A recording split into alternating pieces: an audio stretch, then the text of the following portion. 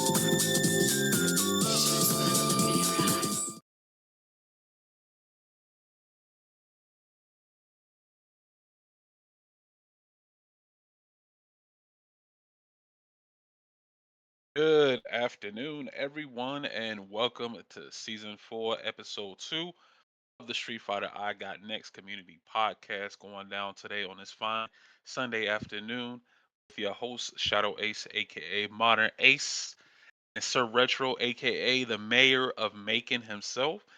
If you missed out on our previous episodes, please check them out on Reboot Retrocade Gaming's YouTube channel, labeled Podcast, for that season 1 through 3 playlist with 4 episodes, all available on YouTube. We had a guest lined up today for episode 2, but unfortunately, they could not confirm a time with us. So I always say the show must go on, and things like this can happen. So just for people to be aware, we do try to schedule shows in advance, and sometimes, not every time, those time slots can be met. But it's the nature of the business, so it is what it is. So without further ado, let's go ahead and get started. Introduce myself. My name is Shadow Ace. I'm one half of the I Got Next Street Fighter podcast team here. I've been a competitive Street Fighter player for over 10 years, starting all the way back to Vanilla Street Fighter 4. This is my introduction to the FGC. I played El Fuerte and a couple of other characters. Then in Street Fighter 5, I played Rashid until Ed came out in season 2 of Street Fighter 5, and that's when I really hit my real competitive grind by attending various events more often within the Southeast. In Street Fighter 6, I play Jamie and Lily at the moment, but waiting on some Terry and looking to try Elena too. But nowadays, I would say I'm more on the casual side of things. I've not competed offline in quite some time. I'm out to an online event every now and then, but mostly just I just prefer to commentate, which is I found a strive for, and I've been doing that for over 5 years now. So, but I do tune into events here and there for support for the players, and now I host this podcast series with So Retro called I Got Next. So Retro, how you doing today? What's going on? What's going on? I'm doing all right, man. I'm just taking it easy. Well, my birthday is near. I'm turning 34, getting old. According to someone, I'm not sure they're in the chat though. They said that I look good for Oh, 65. So God, that's crazy. we're gonna have a talk. Yeah, that's wild. We're In gonna what have in, a talk. in what world, in what dimension is 34 old, yo? I mean, look, I know I have gray hair, and I know it's showing, but I Nah, didn't no, take that was nah, disrespectful. I'm going nah, to money nah, match that nah. You person. just If I don't okay. have these old man hands, you're gonna catch. If I'm that Okay, old, Respect your elders. Is that what it is? Respect your elders. Yeah. Yes, sir. Hey man, you also gotta show them, man. But yo, birthday coming up near, of course. Pre happy birthday to you on Appreciate it. that. Oh, but yeah, I'm sorry. Go ahead. Very good. But yeah, for those who do not know, and those who do know, as Shout said, I'm the mayor of Macon. I'm so retro. Um, Head TO of the Middle Georgia area, particularly for the Reboot Retrocade Gaming grassroots community and the Swag Out Nerds esports organization. Been involved with the scene for at least 10 years overall, but particularly for you know very active since I've been involved at least 7, 8 years or more. I'm losing count as we speak, but the definitely To little commentator, competitor, many hats of all trades. Just as much as Shadow Ace, and I'm glad to be still part of this awesome podcast series because I'm really it really helped me a lot to express a lot of the things I think that need to be actually said about the community, about the games and developers and whatnot. And I'm glad that we decided to take matters to our hands to make a platform ourselves, and just talk about you know, the stuff within the community and the games, and especially for it's like Street Fighter. So hopefully that we get the chance to have something cool to talk about because I was told there might be something a little spicy, and that is perfectly fine because I might have some little spice to um, add to the dish myself. But Got some seasonings to add to the yeah, pot. Is what you're saying? Okay. hey, here we Okay. go. Well, of Yeah, course, I just started off with salt and pepper, and you trying to add in cayenne, chili flakes, like you trying to make sure it's seasoned up good. Okay, I yes, got you. sir. I got you. But yeah, but of course, I think we started a little bit different. So, can you tell me what we got actually showcased right now? Now, normally we wait until the end of the podcast to throw out our ads and slides Mm-hmm. event, but we're gonna start off a little different this time. We're gonna actually do that first before we delve in to the podcast topics here. So first off, what you're looking at is NCA's fourth anniversary that just happened yesterday, I believe that Saturday, with a variety of different games there as you see below. They did Mario Kart, you know what I'm saying? They did some Just Dance. They did some Tekken 8, some Guilty Gear, Under Night, Multi Blood, a variety of different games, and of course with Street Fighter 6, they had their anniversary event yesterday. I think they did some giveaways and prizes too for their players over there on the Bama sides of things. I think to Shay Prince, I believe he won with his Chun Li, and second place it was Dragon Von Doom with the Kim, and I think Boomy got third with his Rashid. Shout outs to NCA, the NCA crew, Nega Man, Show Me, and the rest of the crew holding it down there for the Alabama scene. And shout outs to FTC Kratos who submitted this for the tournament shout out.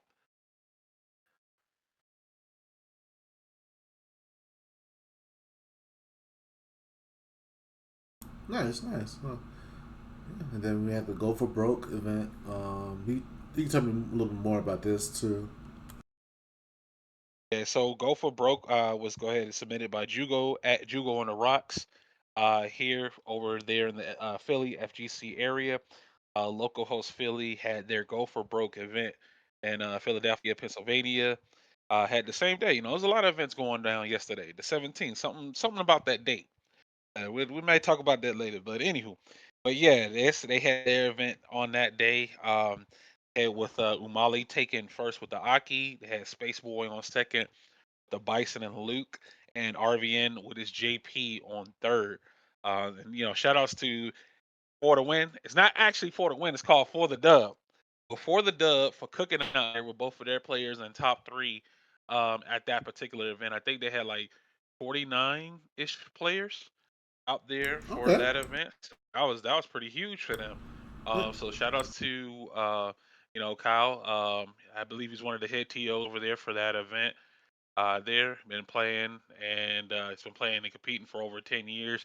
There, so this is well earned veteran tips on his end. So shout outs to the Philly FGC for that event.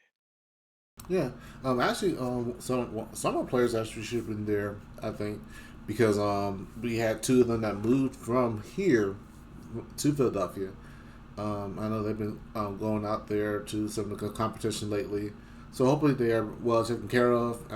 We miss you guys, but I'm glad y'all guys going on to new journey endeavors, and hopefully the FUC of the Philadelphia crew take good care of you.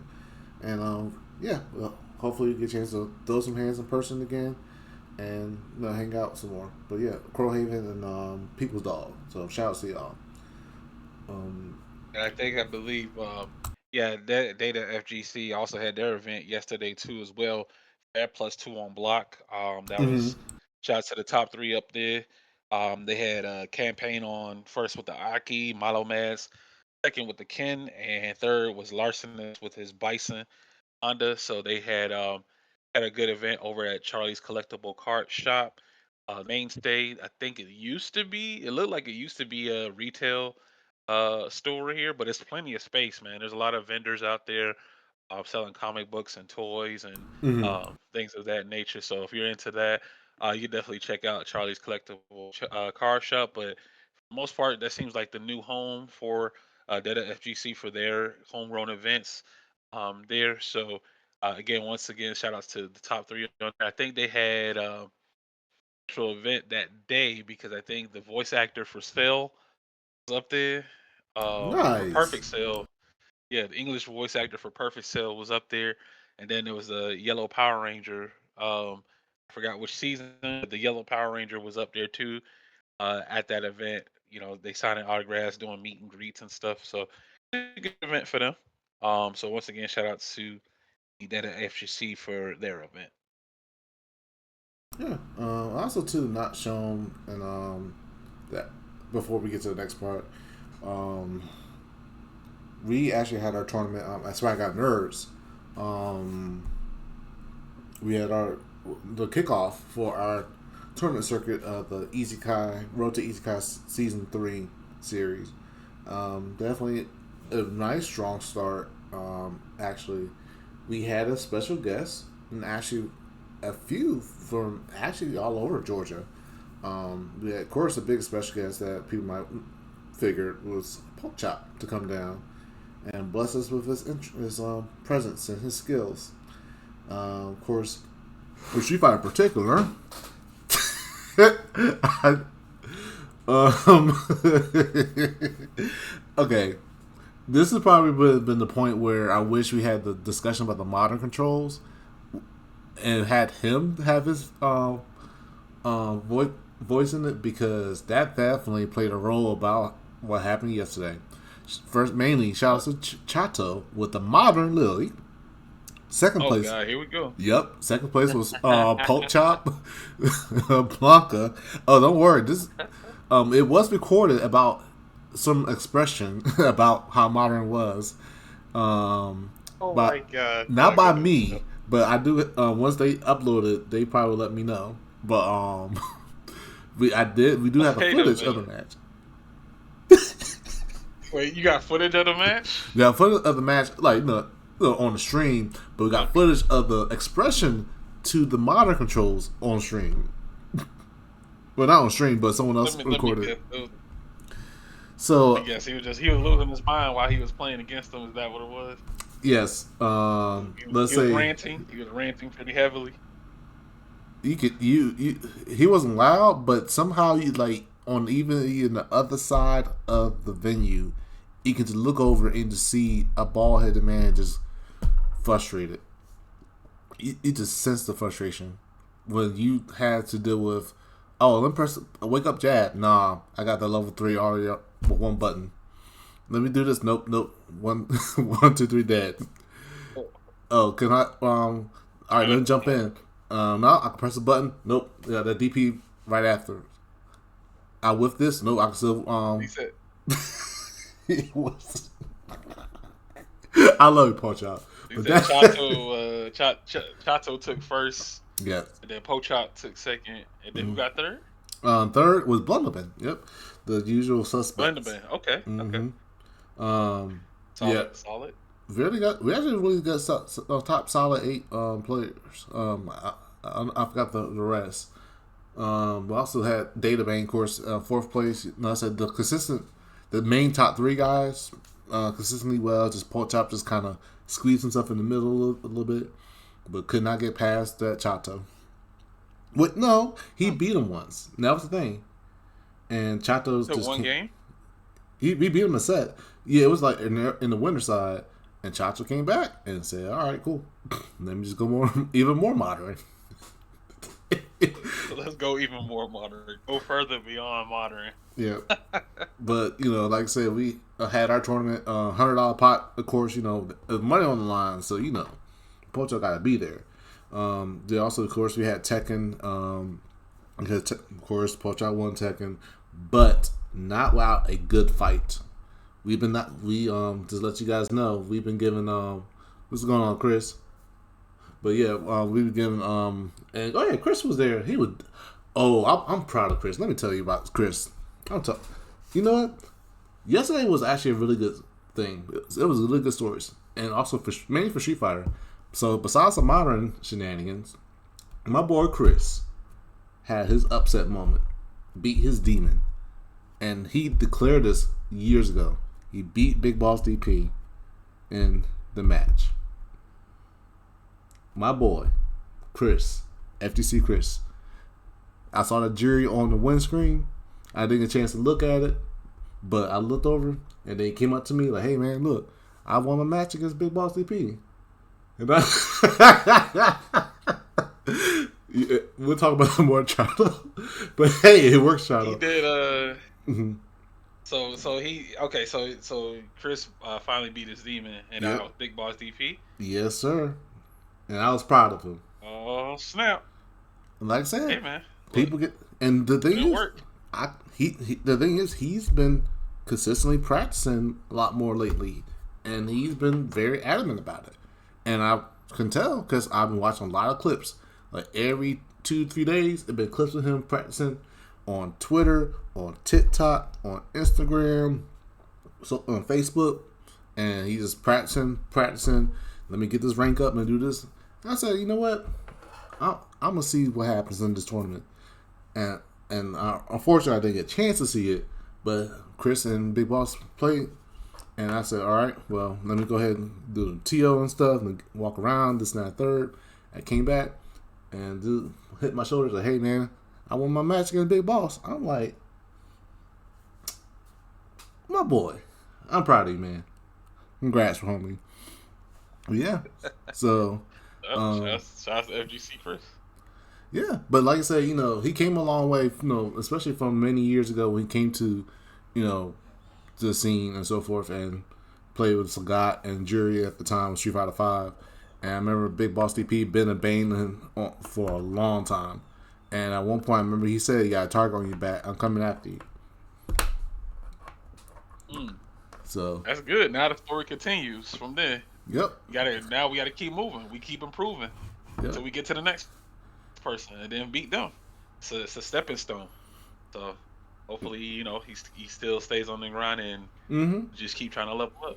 yeah. And also, we But had we gotta people. be more. Go ahead. Mm. No, I'm sorry. Go ahead. What you about to say? Oh no, you go ahead. I don't want to interrupt. Oh yeah, I was gonna say after this, we had another slide after this? So that was I think there was an event, a circuit event or something of that nature. Isekai maybe. Let me see. I don't know about. I think that's what I saw. Maybe I'm seeing things. I don't. Yeah, I forgot to squeeze it in. But that's what basically we're talking about, and that was yesterday was a kickoff for it, and we do have more dates, and we will have. We actually have more. Actually, there's another event that I have lined up, like a few slots after this, but we have been doing casuals, and we've been casuals at JBA, which is another location. Excuse me, and we have, and so this is a reboot. We have JBAs on Tuesdays, so come out and play games there. Then I have nice little stuff going on at the place in addition. And of course, then on Thursdays we had Reboot for even more casuals. So you had two chances to come out and get your practices in person, if not just online. So definitely, that's what we've been doing lately, and I think it helped a lot in the long case, and it has shown in some of the results throughout the tournament, if not just the final results in the tournament. Oh, we also had Under Night and Birth as well. That was a good turnout. We actually had people that came out from way outside of the outside of the area once again. We had some people that first time came through and was like, "Hey man, my first time here. I love the vibe. It's awesome. Let me know. Hook us up. Got network. Got some Discord information, everything. Yeah, and the first time here, they're local, got their exposure to the scene. So definitely. But of course, I'll just kind of go in order of the events that's happened. Um, but lately, and I kind of going to where we are in the future. But yeah, of course, August 17th was a day where we had so many events all over Georgia and outside too. But yeah, you can go more Yeah. about this if you want to. Yeah, this was Max Out. This was a Kansas FGC mirror event that is going down at the end of this month. 200 $2,000 pot bonuses and across a variety of different games. Here, as you can see on your screen, with Street Fighter 6 being the centerpiece, a lot of really talented players are out there. One of our former local players here, Dat Vip, now resides in Kansas FGC and in the Kansas area. So hopefully, good luck to him out there if he decides to attend the event. We also had Riley, Rouse Barkley, DJ player. He's a cool guy. He'll be out there competing as well, holding down the fort. But we shall see when that happens. Again, August 31st, the Kansas FGC Max Out event. More information, you can also visit www.kansaskcfgc.com, and it has the start.gg / max out for registration information. Cool. Of course. Now, this is not part of the circuit per se, but it is part of this now series that we do is a back-to-back Friday, Saturday, whenever we have the days to do so with it. But of course, there's a special event that we are doing as we have done this 3 years before. In the past 3 years, we're doing our 9/11 Memorial Anniversary Tournament, fourth anniversary, with Tuesday's Children. We've been partnering with them to help with the fundraiser for 9/11 families and military people affected by 9/11 tragedies, and we definitely want to help raise money for that cause. And of course, Friday we'll be doing Multi Blood, MK1, and Grand Blue Rising on that Friday evening. And of course, you see the sponsors that we have: Fatty's Pizza and Hello Bubble Cafe. Excuse me, to support us. So of course, if you do go to this event and you compete, you do get a chance to, well, not a chance, you do get a wristband to get 10% off and discount from the local eateries out nearby. And of course, thanks for Reboot, Retrocade and Bar to host the event once again. And of course, the unique part for the Friday and Saturday events is that if you want to do both days, you can pay the venue fee for added discount. So rather than $10 for both days, you can do $8. So that takes off a little bit with the budget, because we understand economy is not kind to everyone. But for the second day, that will be the part of the circuit, and you see the little Easy Kai icon on the left. That indicates that it is part of the tournament circuit. So yes, we're going to have the main games that counts though is going to be Guilty Gear, Under Night and Birth, Tekken 8, and Street Fighter 6. And of course, definitely you get some points for qualifying in the first top 8 for each game. So of course, I've got to put the full details, but the details are now have changed to where instead of getting points to get in the top 16, that type of thing. That will now be instead of just to get into a free entry into Ichikai, and in addition, basically a nice little prize and stuff. And Ichikai will be his own separate tournament, and I'll definitely make sure that information will be posted on here next time, so you can see the full information that way. But in our tournament stuff that's coming in our future promos, you will see that top information posted out. But yes, here is, of course, like I said, all the money for the venue fee is going straight to the charity for 9/11 for Tuesday's Children. So definitely want to support for a great cause. And like I said, hey, for taxes, if you come out and you just donate and contribute, look, that save you some, give you a little money, a tax return. Just to let you know. All right. Okay. Other than that, we have this, the Sea Otaku 8.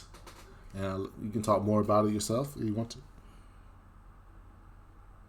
See Otaku going down. Yep, December 20th through the 21st, 22nd. See those variety of different games over there in Orlando, Florida. See Street Fighter 6 will be a side tournament at that event, which the main focus is going to be on the animated adjacent titles. There you can see if you want more information. I believe it's a start.gg/CEO Otaku, I believe. But if not, you can definitely just Google it and put CEO Otaku 8 in there and put Orlando, Florida, and then the results should come up for the event that shows the registration page. Where from there, if you decide to attend the event or know somebody's gonna who wants to go to the event, you can forward them that information. Yep, those are the games that are going down around that date. We'll see you Otaku, the good December, nice and chilly, but it's Florida, so it's gonna be kind of. I think it'll be warm, maybe slightly chilly. It's Florida, so I don't think it's gonna be too cold out there for sure.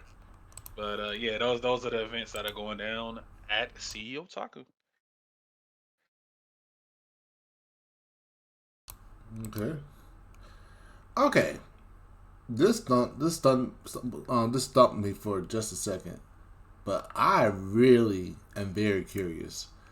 Now, for me, I might understand the Adult Swim like font and all, and knowing there's an event that does that a lot, I can put two together maybe and figure it out. But I'd rather have you tell the good people what's going on over here. And I know I'm what I I'm think what the forbidden, yeah, I think I know what the forbidden game is. I could be wrong, but I need you to know and tell the good people. Hey, I just see three words on there. It just says the Forbidden Game, and it's look like the Adult Swim font thing message. I guess that's a hidden message or something or a code. It just says Forbidden Game. So, uh, huh. Let me see. The Forbidden Game. What is the Forbidden Game? A metaphor for something? Is it a message? I don't know. I'm not sure. Maybe the folks at home, maybe they could try to figure it out. 'Cause it just says Forbidden Game. That's all it says. Uh, Okay. All right. Well, it just says Forbidden Game. Yep. All right. Well, that's the ad for that then. I guess we'll come I, back to that at a later time then. We'll okay, revisit Ward that. in the Sand. I will let you know ahead of time. Is none of those two that you just named right now. I'm just gonna say it like that. Is none of those two. Okay. All right. Well, I guess eventually over time we'll get more information about what the Forbidden Game could be. Uh, but as it stands right now, those are those three words that it just says there, the Forbidden Game. So I guess that'll be it for uh the ads then, if that's the case. If that was our last one. It's look, the audience is confused. Look, it just says the Forbidden Game. That's all. It could be anything. It could be tic tac toe. It could be uh, you know, it could be a karate champ. You know what I'm saying? It could be a lot of things. The sky, the potential is endless. We won't know any information until later on. That's all I can say for right now. Right now, it just says the Forbidden Game. I don't All say that. if I know what it is. A certain player who likes to poke you to death with certain characters is definitely going to be there, no doubt about it. That's all I'm saying. I mean, it's a Forbidden Game. I So mean, Yu-Gi-Oh is Shadow. Yu-Gi-Oh is a forbidden game, right? Because that show is show's kind of crazy. The show's kind of crazy. It is definitely the forbidden game. You lose life points, your soul gets taken. You go to other dimensions. yep, It's a lot going on with that. But no, that's not what it is. But we will see over time. Just stay tuned for more information. But I think that'll do it for the ads on this, Sir Retro. yep. Well, if anything else, we good. I think we should start it on the good cast. I did want. I forgot to bring up, but Dreamcast, DreamHack, excuse me, is happening October 4th through the 6th. If I, that's what I forgot about to put up. But yeah, I do have the picture of it, but I just forgot to put it in the slide. Of course, the details of it is that it is happening. DreamHack Fighter should be streaming it. Of course, it's ran by Alistair Bailey, Tong, and the main of the Florida and a mixture of the southeastern TOs. Street Fighter is having 7,500 as a prize pool. Tekken as well. Guilty Gear is 2,500. Mortal Kombat 1 is 1,500. And so is Grand Blue Rising. And Marvel vs. Capcom 3. So definitely October 4th through the 6th in Atlanta at the Georgia World Congress Center. Definitely, if you plan to go, you get the tickets to the convention itself of the DreamHack, and it's $1 per each game you want to enter for the tournaments. So definitely, y'all guys get if y'all guys in the Georgia area, if y'all guys come to the Georgia area, definitely it's a must place to go to. Because definitely many of the players they really the tournament the convention does take care of the tournament in a sense, and they have the right people to help run it for sure. So definitely support that for sure. So yeah,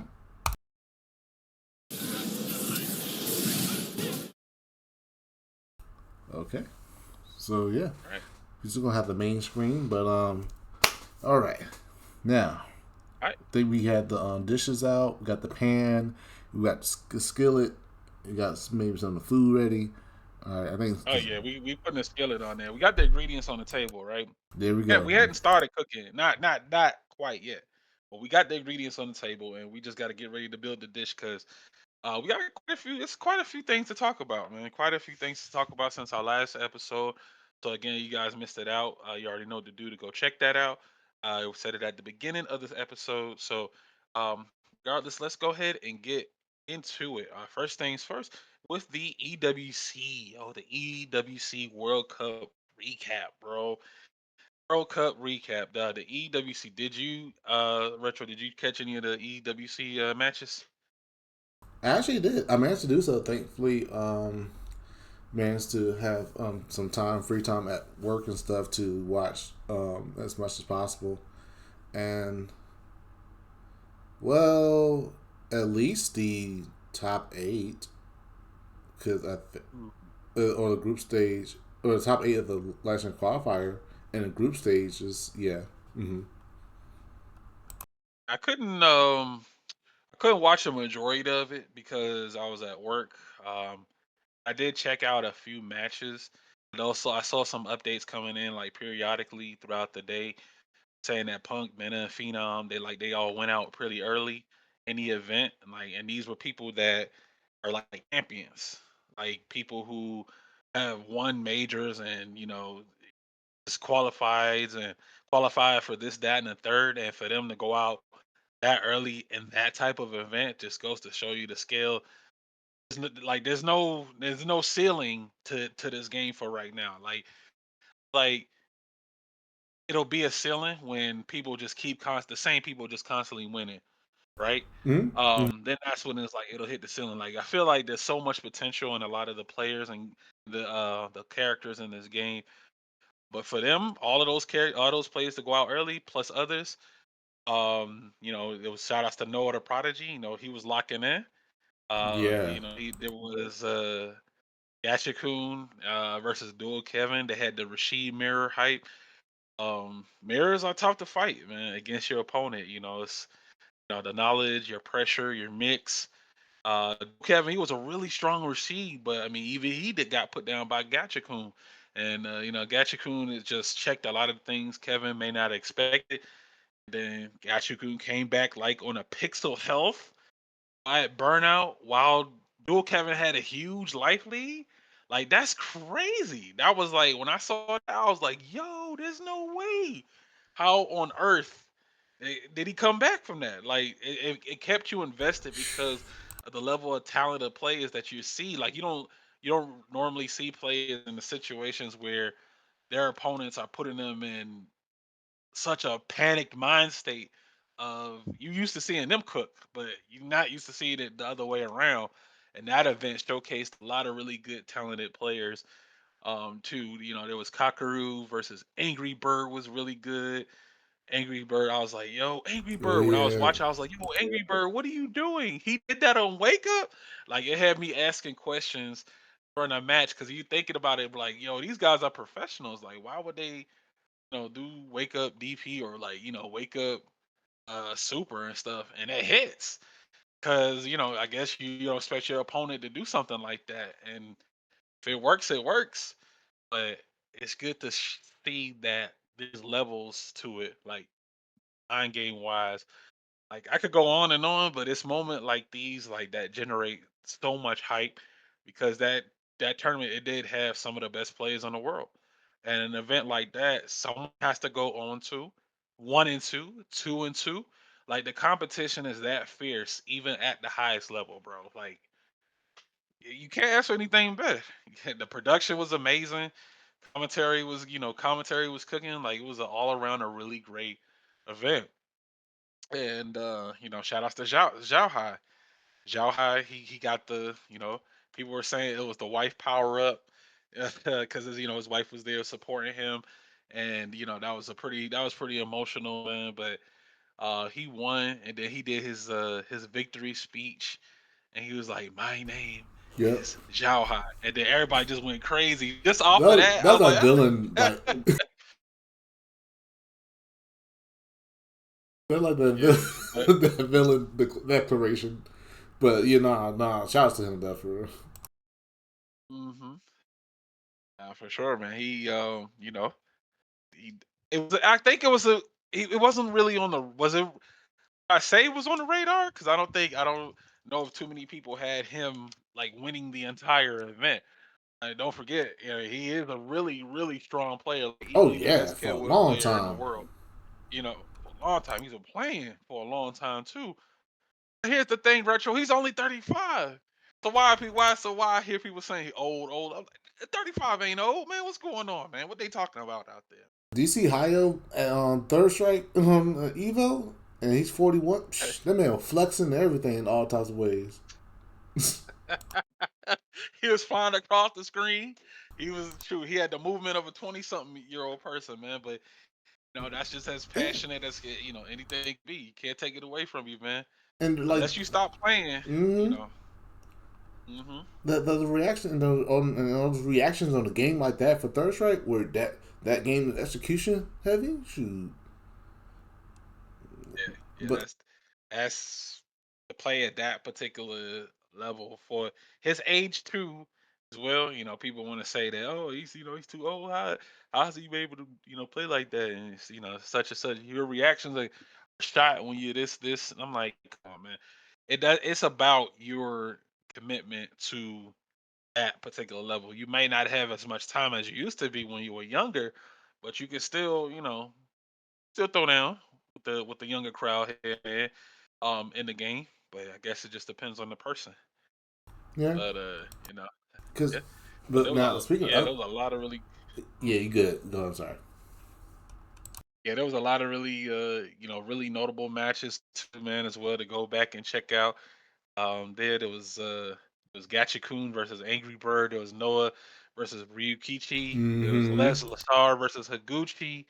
You know what I'm saying? There was the Ed Mirror Classic versus Modern. Yeah. Star versus Tachikawa. Bro, that match was crazy, dog. It We was really had good matches. Modern versus Classic, dog.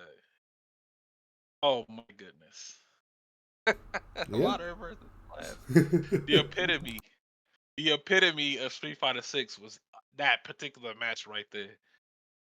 Is Modern already was like people every time Tachikawa got on stage to play his match, you just saw people in the chat modern this, modern.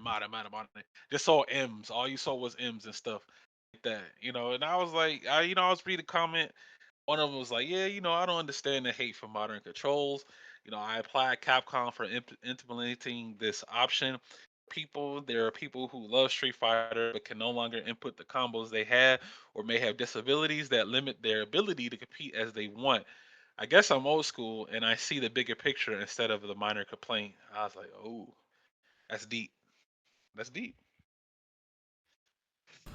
That makes sense. It makes sense. It's just people don't view it that way. People see it as cheating and this, that, and the third. And I'm like, bro, it's balanced out pretty well. It's an optional thing. We broke it down out of controls on so many episodes. But I feel like it's just a recurring thing to talk about because there's still some heat. There's still some heat with the modern controls. There's still some heat with that. I don't know what it is. Don't Yeah. know what it is. Yesterday was a perfect example. Mm-mm. Okay, so you gotta tell me what happened. You gotta tell me that. All You gotta right. fill me on the story. I know Chado was in here early. I don't know if he's still in here now though. Okay, so and actually, I have something to talk about the ECW because there's a certain word that kept sticking out the whole time. But of course, the idea was that during the match, I didn't pay too much attention to the. Uh, I want to say it was the winter semis or before, like when Chado and Paul Child went the first time. But of course, even then, it was more noticeable during the finals, and I just kept watching. Everybody started watching it, and I just saw the whole time that Chad was doing his usual Blanca stuff, but then Chado adapted and just started blocking a lot of the strings and his like setups and stuff. And every time, I remember at times, Chado would whiff an attack, and Pochop managed to jump in, and it looked like Pochop would catch it, but immediately the DP happened on from Chado's end.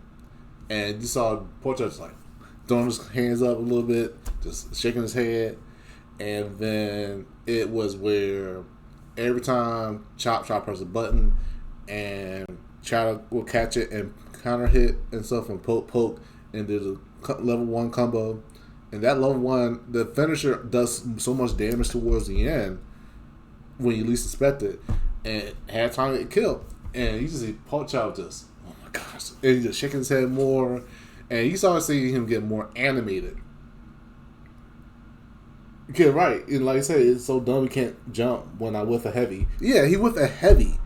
And he still can get the DP after the whiff. And Pork Chop was like, what? And then, like, apparently, I was talking to some of the people in the back watching it, and they're like, man, this is crazy. This no. And me and Benji, or Blunderben, was discussing about a situation with the modern, and we just like, and then at one point, Zahar, Pork Chop was like, man, this messed up, man. Why did I have this, man? Da, da, da. He just been more vocal. And I look back and I'm like, I look away. I'm like, I can't laugh in front of him. This is not funny. Like, this is not funny. And then, so there was the losers finals. No, there was a grand finals first set. Because Pochop was on the winner side. And Chado just did his usual stuff. And they're getting pokes, try with heavy. Pochop jump in. gets DP'd, and of course, like when the and of course this is also too like child skill that he can really see when he whiff because you can tell he practice. The moment that like I forgot what button that Pochop whiffed, but Shadow just reacted that quick and just the combo goes to the corner. Then Lily in the corner is not fun.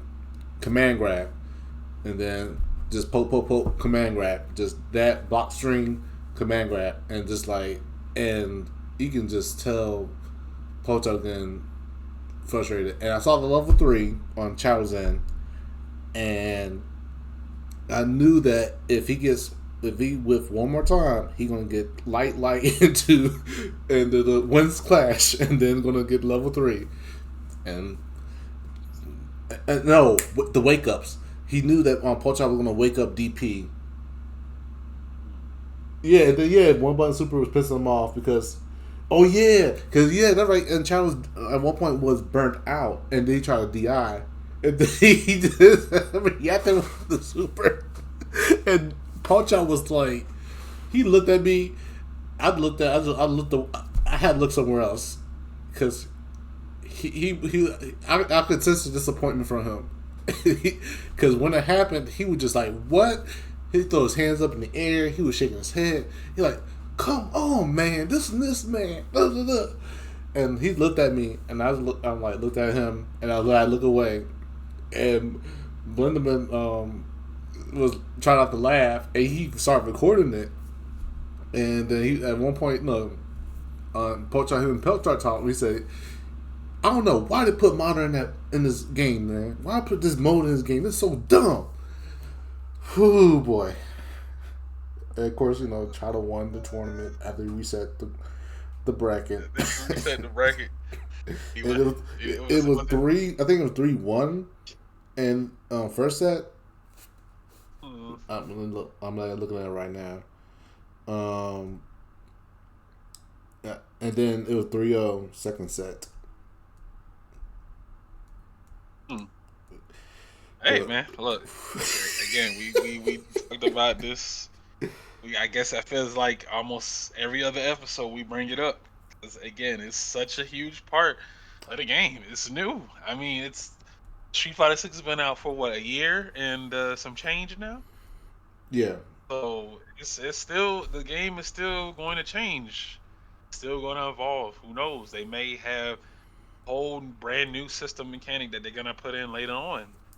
So that could probably change the entire game altogether. So it varies. I think it's gonna vary. I don't think modern is overpowered or broken or all this other stuff. Now, is it cheap? It ain't. Nah, it's not cheap, man. It's just okay. All right, how could I explain this?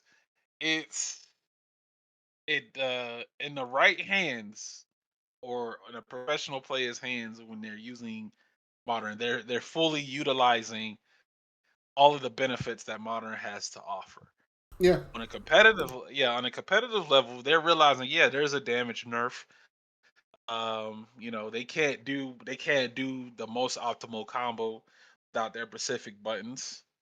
But it goes to show you that that's not needed if that player is able to compete and hang with them. It's not for everybody, which is why it is an optional control choice. You don't have to pick modern. You don't have to pick classic. It's just an alternative control choice, and it's not going to be the first and last time you see that in games, fighting games. Like it's Yep. starting to now show up in other games right now. What the Market of Wolves has it now? The smart. They call it what, smart? Yeah, smart mode. So that's going to be a thing when that comes out. You're going to see people complaining about that too. Well, Oh yeah, it's the man, you name. would have won without smart mode, Yeah. man. Oh, that's so smart. And then like they'll be like, nah, that's not smart. That's dumb. That's gonna be dumb. That's for dumb down Right. play. They gonna do that. But no, auto hit confirms. That's the other thing that Chad was pointing out about too for modern. The auto hit confirms are a thing, and then especially to close out a round. No, he said Yo, that's crazy. he gonna pick up smart mode for City of the Wolves. I actually like to see that, to be honest. Oh what? Yeah, yeah, Chato. Yeah, yeah, yeah, yeah. Lock in on that. Yeah, yeah. Please do, cause I want to, cause I want to be able to talk about that. I want to be able to see somebody be like, all right, watch, there's gonna be that one smart mode player that's gonna use this and then just start destroying everybody, and then now people gonna call for it to be banned. And remember what happened with Modern? There was a talk earlier. There was a talk earlier in the first few months of the game. We're saying Modern should be banned Yep. tournaments. Like, yo, relax. It ain't that. It ain't like that. Modern is definitely not like that, man. It has its merits, but it's not overpowered. You You know what I'm can't saying? you can't It convince still react. no, you can't convince Paul Chop that, especially after happening yesterday. That dude was so Yeah, animated about what happened. And I mean, I love him. Trust me, I love. Like, I major respect for him to come down to support the locals too, for sure. But, woo boy, he was not a happy camper. hey man, he'll be all right. He'll be all right. He's just gonna go to the next tournament and do the same thing. But Yep. regardless though, man, Mm-hmm. shout outs to your event out there. Let's go circle back to World Cup before I Yeah. move on to the next one. So that it was an interesting format. You know, they had the group stage, Yeah. the format, and then I guess after all the qualifiers were done, they had the top eight single elimination, first to five. Yeah. I think it was like one of the matches was Hikaru's Aki versus Xiaohai's Ken.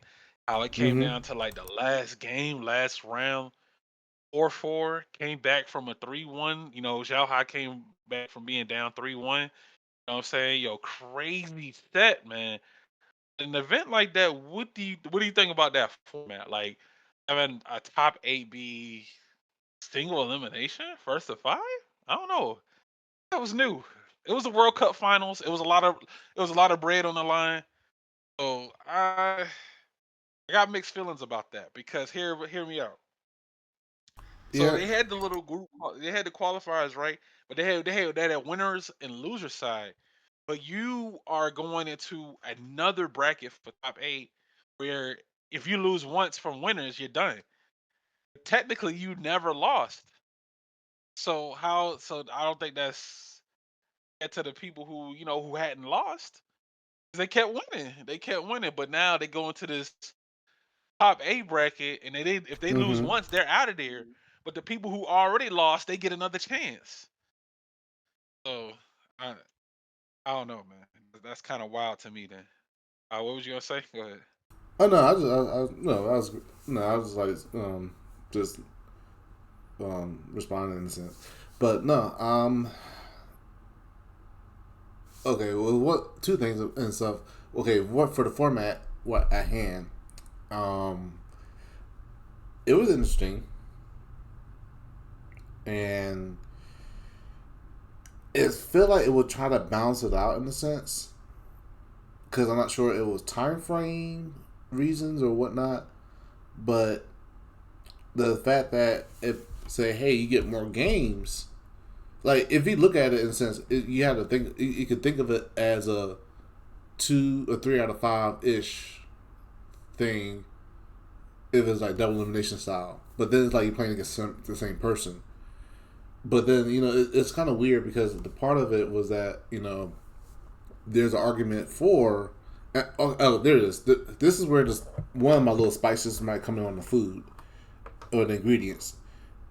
Is I've seen it as a monkey's paw for those who wanted to have a longer set of like no, for example, they want first to threes all the way for tournaments and so forth, and finals and everything like that, and that's for like time's sake. In this case, it was like, hey, well, why don't you get more games in the finals? But as a result, you only get one life, and it's like a balance of it as a result. Because I'm not sure. No, I mean, yeah, there are tournament their own rules, as of course not on CPT. So of course that's why they can do whatever. But it felt like did it matter? And this, well, not say it matter. I mean, the thing, hey, you got more because the thing is, having more games could help out those who could adapt in the long run to win, take it, and so forth. And I've seen it in that perspective, um, versus just having two chances and having a break in between. But the thing is that it is weird and is not the standard, I would say, of how fighting games community like run things. I once actually, but I don't think it was a bad idea because, like I said, it's a balance. Because it's like almost the same length of having two first of threes that I don't know. It's But yeah, like I said, coming from if you lost in the group stage and stuff like that a few times, like you still have a chance, but then you still have one life. And then even if you win, you still have one life. And then it could just Hmm. work out where whoever you place against in the finals, you know, then like you kind of almost stuck with that person for a while. And then if you lose, that's it. You don't get a chance to play anybody else. So I can see that Yeah, sentiment. that's why I was kind of on the fence. That's why I was like kind of on the fence about how I felt about that format. I was like, nah, I don't think I like Yeah, this for top eight. Because again, if they lose once, that's it. Even if they hadn't lost any matches, like they go into that top eight, everybody gets the same, the same treatment or whatever. But if they lose once, they're out. I'm good. yeah. I'm good on that. Yeah. But now here's the other spice I added to this. That um, and this was from earlier when you talking about the how the top players that was won Evo and CEO and the other majors and stuff, and they got knocked out early in this tournament, like Punk and a few others, and Big Bird. The big word that everyone saw and said a lot throughout that whole time frame was consistency. And it was the weird part that people were saying that this game is inconsistent because of the fact of Punk, Big Bird, Angry Bird, and those players who won tournaments constantly before were already eliminated from the tournament early on. And then it's like this game is stupid. This is not. It's inconsistent. And people were arguing about it. They're like, saying this game is consistent doesn't make sense.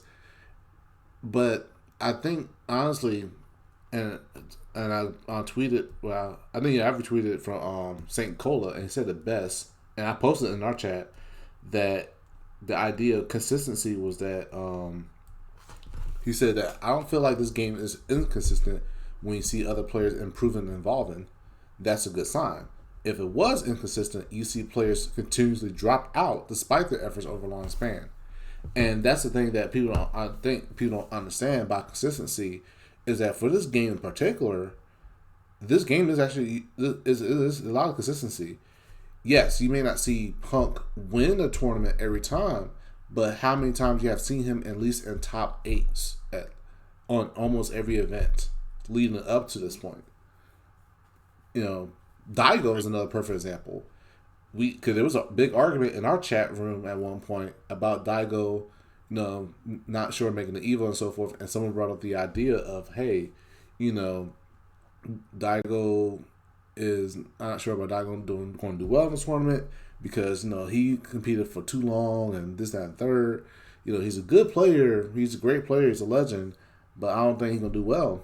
And another person like, no, no, no, you don't understand. He's a legend. He can make it. You need to stop, dissing Daigo or stop this and that. I'm like, and I have to bring up the fact to say, I have to bring up, the point to everyone. I'm like, the one thing with Daigo for particular, in regards to consistency, is that Daigo at this point, yes, can retire and could be done with it, and he's regarded still as one of the greatest, if not the greatest. And he's been done it all. But over the years, after Street Fighter 3, and even with Street Fighter 4, and then to Street Fighter 5 and all, he's been consistent. That dude barely missed a Capcom Cup, except for one time in the years that he competed in the Street Fighter 5 era. So you can't really argue about the idea that, the game's inconsistent in that sense of, Daigo did not win tournaments, but this dude still ended up being in the final somehow. And not like he's no, and not like he's easily just beating people in a sense, or somehow just like easily getting by. Because he has played against stronger opponents. It's a lot of opponents stronger than him at this point, for sure. But he still can hold his own well enough to place really well.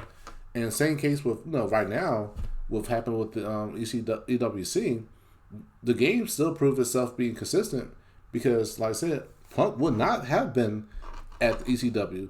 So it was Noah. Which another example, Noah had been winning tournaments here and there, but not as much. He didn't win Evo. He didn't make that well. Did too super well in Evo. He didn't do that too many too wells in many other majors and events. But he's in the online tournaments and other events and stuff. He's consistently been placing high and consistently beating stronger opponents that are considered stronger than him. And like I said, granted, this is the same guy that matched heavy with the Hulk in Marvel 3 when he was 9 years old. That same kid. And now he leveled up with Luke to the point where he's been consistently beating it. Like beating now a lot of people. And he ended up making top 8 in the end to out of all the other players. So Hmm. the argument of the consistency thing that people don't understand, like St. Colo was saying and tweeted, is that it's not just only one person just winning all the time, and that's it. That's because and if they don't, then that's the game not consistent anymore. That doesn't make any sense. Like it is like I said, it gets redundant, repetitive, and it gets like is I forgot the other word, but yeah, it just like it gets stuck. Like it gets boring.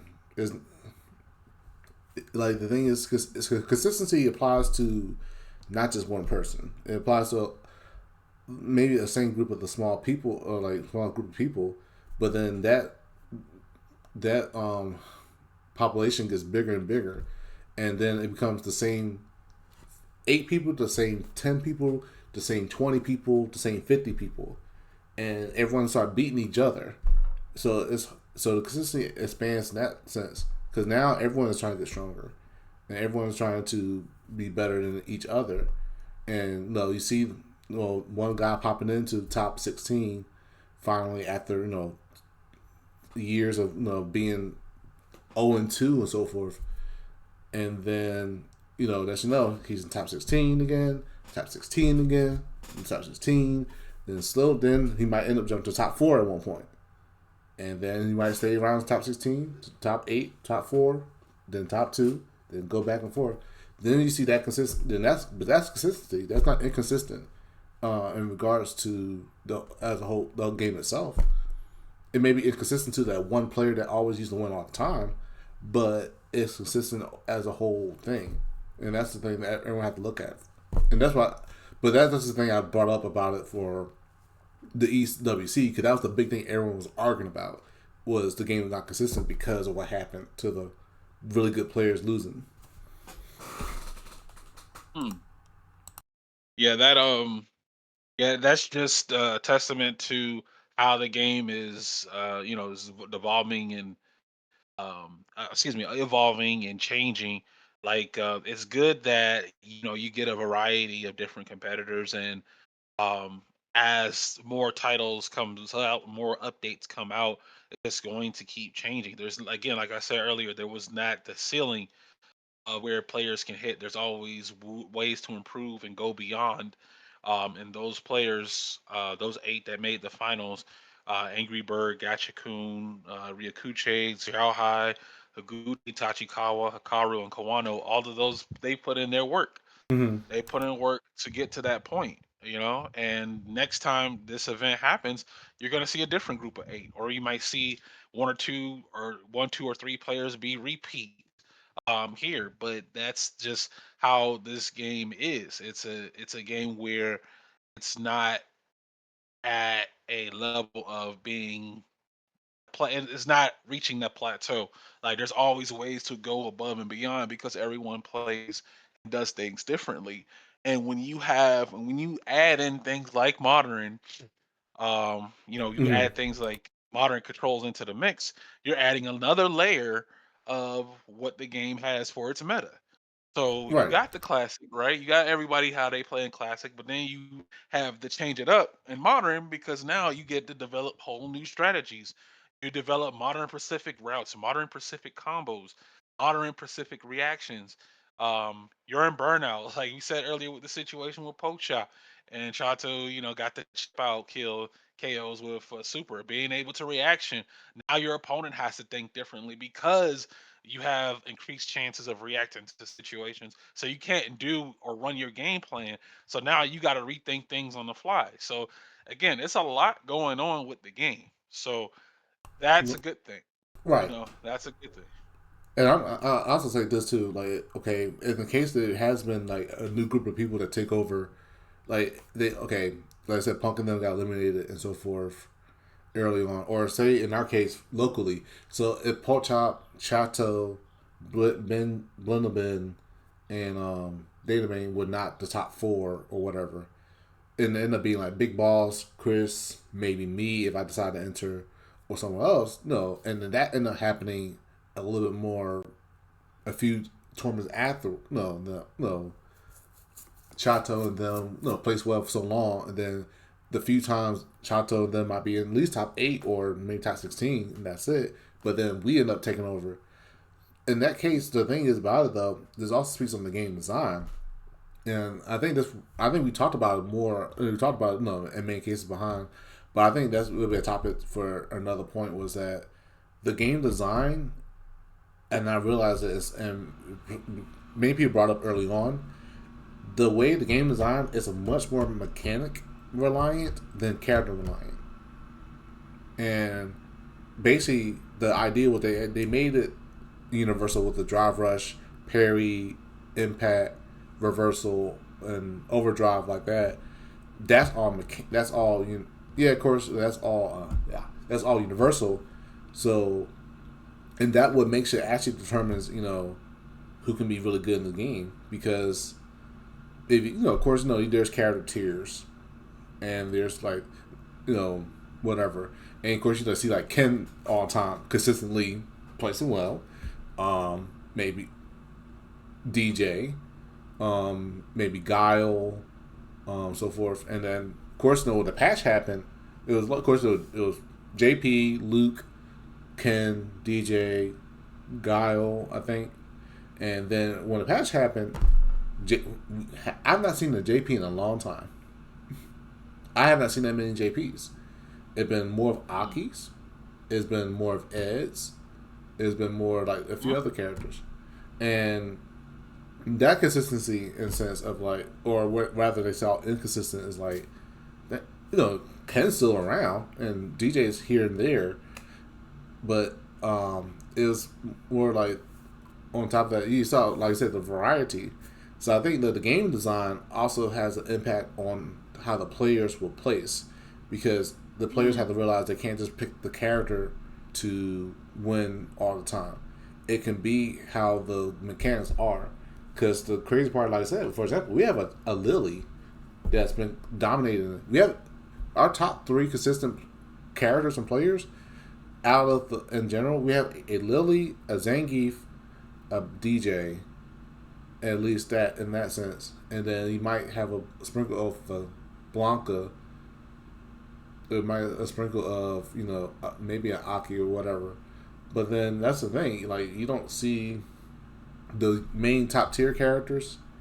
Like I said, this is gonna be a separate topic, but top tier characters that the whole world sees, and you know you should see that reflected, and then yeah. But like I said, I'll try to go with consistency in that sense. But I think like it's a lot more about how the game design and how the players utilize it that also probably affected even in the EWC because like I said, you see a lot of the mechanics have to be used a whole lot in this game, and you see the results that the mm. characters benefit from. But yeah, that's probably the topic. Yeah, yeah. So yeah, that pretty much sums it up. I agree. You made a lot of really great strong points um about that. And that's just one of the few events down the line that can determine the best of the best is that's what happens when those players do meet up and you get the end result of those moments. Again, like I said earlier, someone has to go 0 and 2, someone has to go 2 and 2. So that's just a part of the nature, you know. So shout outs to the EWC World event here. Of course, speaking of event and support, you know, I have to say, and this is where I think we're gonna start. You know, we turned the heat on. I think we might add a few events, to a few ingredients to the pot. Well, no, no, let's put the water on. We'll put the water in right now. 'Cause I don't think we're cooking as of yet, but we got the water in the pot right now. We turned the heat on, so we gotta wait till it gets hot. But yeah, for event support, man, say play while you can. You know, over time, attendance for tournament events can start to decline, and eventually, they can stop being ran. So while it is still there and active, please support your locals and state events. Exception would be if there's like maybe bad blood between you and the scene or other reasons, but the reason the quality can drop over time for events, there's a variety of reasons. Finances, attendance, and the quality of the event itself. I would say no one wants to attend a tournament that's ran like trash. No one wants to wait 2 hours to play their matches after their start time for the event. No one wants to play on the wrong version, patch of the game, etc., etc. Which is why at Maximo this year, the event that was ran by Dad at FGC, I wanted to Mhm. make sure that the side tournaments I was running for it was ran smoothly. I wanted to make sure people were checked in. You know, if they had any questions, they'd let me know. You know, meet and greet, thank the players for coming because you want that great customer service. And running events, running tournaments is customer service. Running tournaments is not cheap. You know, sometimes a TO may even go into the red just trying to keep things running, you know, and we've seen events time and Mhm. time again over years come and go. You know, final round, KIT, Summer Jam, West Coast War Zone, you know, Wednesday night fights, Fall Classic, um, no crowd regionals, next level, etc., etc. It's just a part of getting older and scenes. Like events can't last forever. And there are very few events that make the claim for having a longevity of being active. I mean, heck, Evo was still going on Mhm. to this day from me being in high school. And now that I'm nearing my 40s, I'm like, hell, even before it was called Evo, what Battle of the Bay, and I was like in middle school. That's wild to think Mhm. about. From middle school till now is how long that event series has been running. So it's so wild to think about how tournament series evolved from being shaped to how that tournament series shaped the landscape of the fighting game genre. So events like that, man, just support your locals. That's as best as I can say, because again, they're not going to be around forever. Um, Yep. and eventually the doors are going to close one day, and then now you're going to think about it. Dang, I should have went. Man, it was open. Dang, man, I shouldn't have said this and this when they were trying to do this and this, and it's a bunch, man. But retro, y'all talk to me. What we got here? Ooh, you know what? That's actually interesting you brought this up because we actually had a conversation about this yesterday with some of the players, and Oh, the that's crazy, and then I was actually telling Mundo in particular because of the days of what it was like for us in Middle Georgia before Reboot came along, and I remember hearing and seeing a few of the stories of many local places that we used to have recently. Actually, last month, Comets Plus of Macon just closed down, and that was oh, yep, and that was announced earlier that month, and everybody was like, "Whoa, Comets Plus is not a third." And of course, those who went there, y'all know. And the thing was, thought about it. I still have the pictures of where we used to be at those days. I have the thing called the dungeon. He was reminiscing, and of course, we thought about it of like That while I was gone, and another place called Primetime Gaming. Literally, there has been in the course of the. I'm not sure how long Middle Georgia FCC been around in a sense, or been like super, really really active, but of course like Dogie and Coach and Ricardo to Cent have been around before I came through, and it was where I would hear stories of this comics place, this card shop, this place over here, this down the street, this down the third. Like, oh man, we used to hang there all the time, go there after school, this and the third, and we used to go there and so forth. And the question would always ultimately be in the middle of that type of conversation is, what happened? And be like, well, the owner doesn't like this place anymore, or people stopped coming to the event, or people moved away, this place closed down, all this type of stuff. And it was never made, no, in many cases, it wasn't like anything bad happened. But fortunately, there has been the cases where I have literally seen it myself uh, since I started to be more active in the scene, near like 7 to 8 more years ago, where we had things were not supported anymore for events because of bad things. There were potential criminal activities. There were, rumors and this of people getting banned here and there. There were, people in the area did not like us. There were, a lot of things that felt, people were disrespecting each other. There were like policies that, people didn't want to abide by, or people did not respect, people's spaces and that. Third, there was a lot of those type of stories came about, and I seen some myself that happened, and it's like,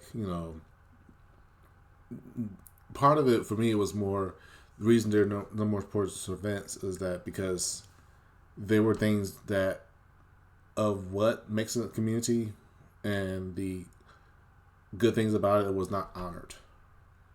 And the thing about it for Reboot, it was weird because yeah, Alex, on Warner and the Sand.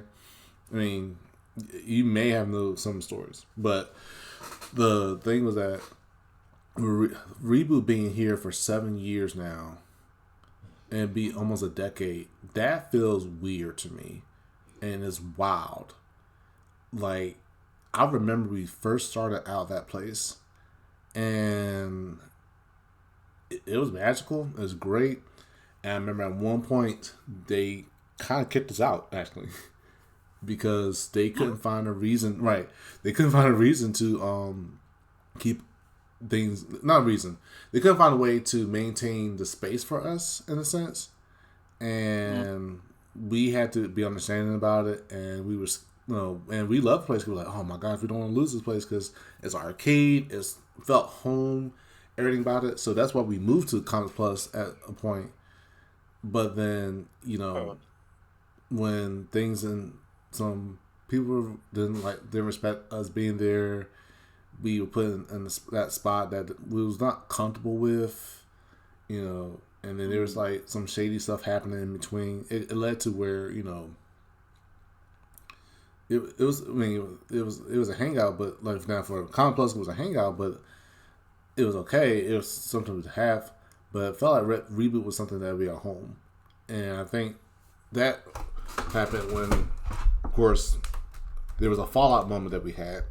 And that's just the story for a different day. But that happened, and that actually led to the creation where Reboot then said, you know what?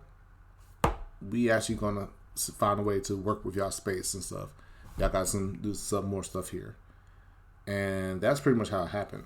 Now, fast forwarding it to over time is that we had many other locations all over Middle Georgia that came about and said, hey, we can do tournaments and stuff. We can do this event. Y'all should come with us. Y'all should come here and y'all can do it here. And we would actually go out to them. And the things that we will broadcast, the CEO or DreamHack or whatever, and they see that and they're like, oh my gosh, we love to see that. We want to be like that. This, that, third. that's what that's what I love to see the ultimate goal.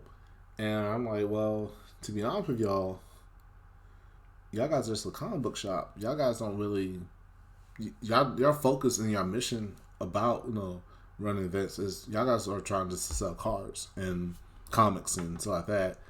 The gaming aspect of the scene of the things is just a little bit extra potentially. And the thing is though, the business owners may not have didn't understand that.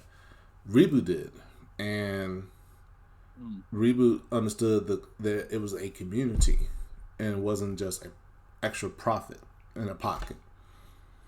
And I think that really led to where Manchester also built a good relationship with the owner. So shout outs to Whitney and Jeremy.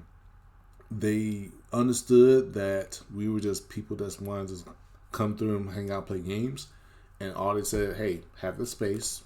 You don't have to pay for it. This is it." And ever since then, that really pretty much solidified our focus on keeping Reboot our main home, and not like we don't want to go anywhere else in a sense. It's just that we knew that Reboot had a focus on what for an event, what is the core of it is, was about, was the core of having an event for. What the idea was the competition was about, what the idea of the community about. I think that was really what kept us here for 7 years. And crazy enough that as much we are technically smaller in group wise compared to like other audiences like trivia or karaoke stuff like that, at one point last year, the general managers, well, she's not there anymore. She's just she's actually leaving, which is hurting us a bit. But she was like, "Well, y'all guys are one of the reasons why our business are still around during the pandemic." And I was like, "What?" And I'm like, "But wait, we got Oh. hundreds of and we got like because y'all got hundreds of people that come in for comedy shows and spend money on this, that, and third." They're like, "Yeah, we could do okay without them, maybe, but y'all guys really kept the scene, our business afloat." And we were like really shocked about it because and I'm like, all we doing is going to the lawn, put up some video games for people to play, and yell and scream and do money matches and call it a day. Many of us may, some of us may have bought some alcohol and whatnot, may have supported the business, try, and which I do try to do that. And I think the attraction to what the audience is like attracting to that was what we're doing, what kept them interested.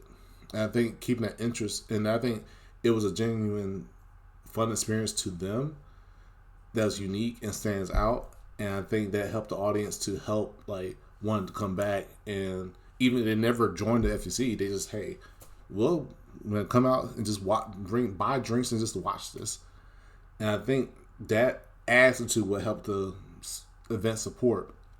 Cause I don't think that everyone has to be part of the FGC, but I think everyone can understand what the FGC is and what the event for the FGC means to them. And I think that really helps what keeps events supported. Because, and I said the business owners, they never play fighting games. They don't ever. I don't think they do, but never probably to the extent that we do. And they just like, we just like y'all guys what y'all doing, and y'all guys and then y'all guys do buy some stuff here and there, but we like you guys. Y'all guys are cool. You guys they say the behavior. They understand that we get wild and rough and stuff like that. But I think as long as we learn ourselves that we keep it in the game and all that in respect, they are willing to support us in any way that possible. And the fact that like we're still here after 7+ years, yeah, that's just my testament about about how I think the event support is very important to keep your scene.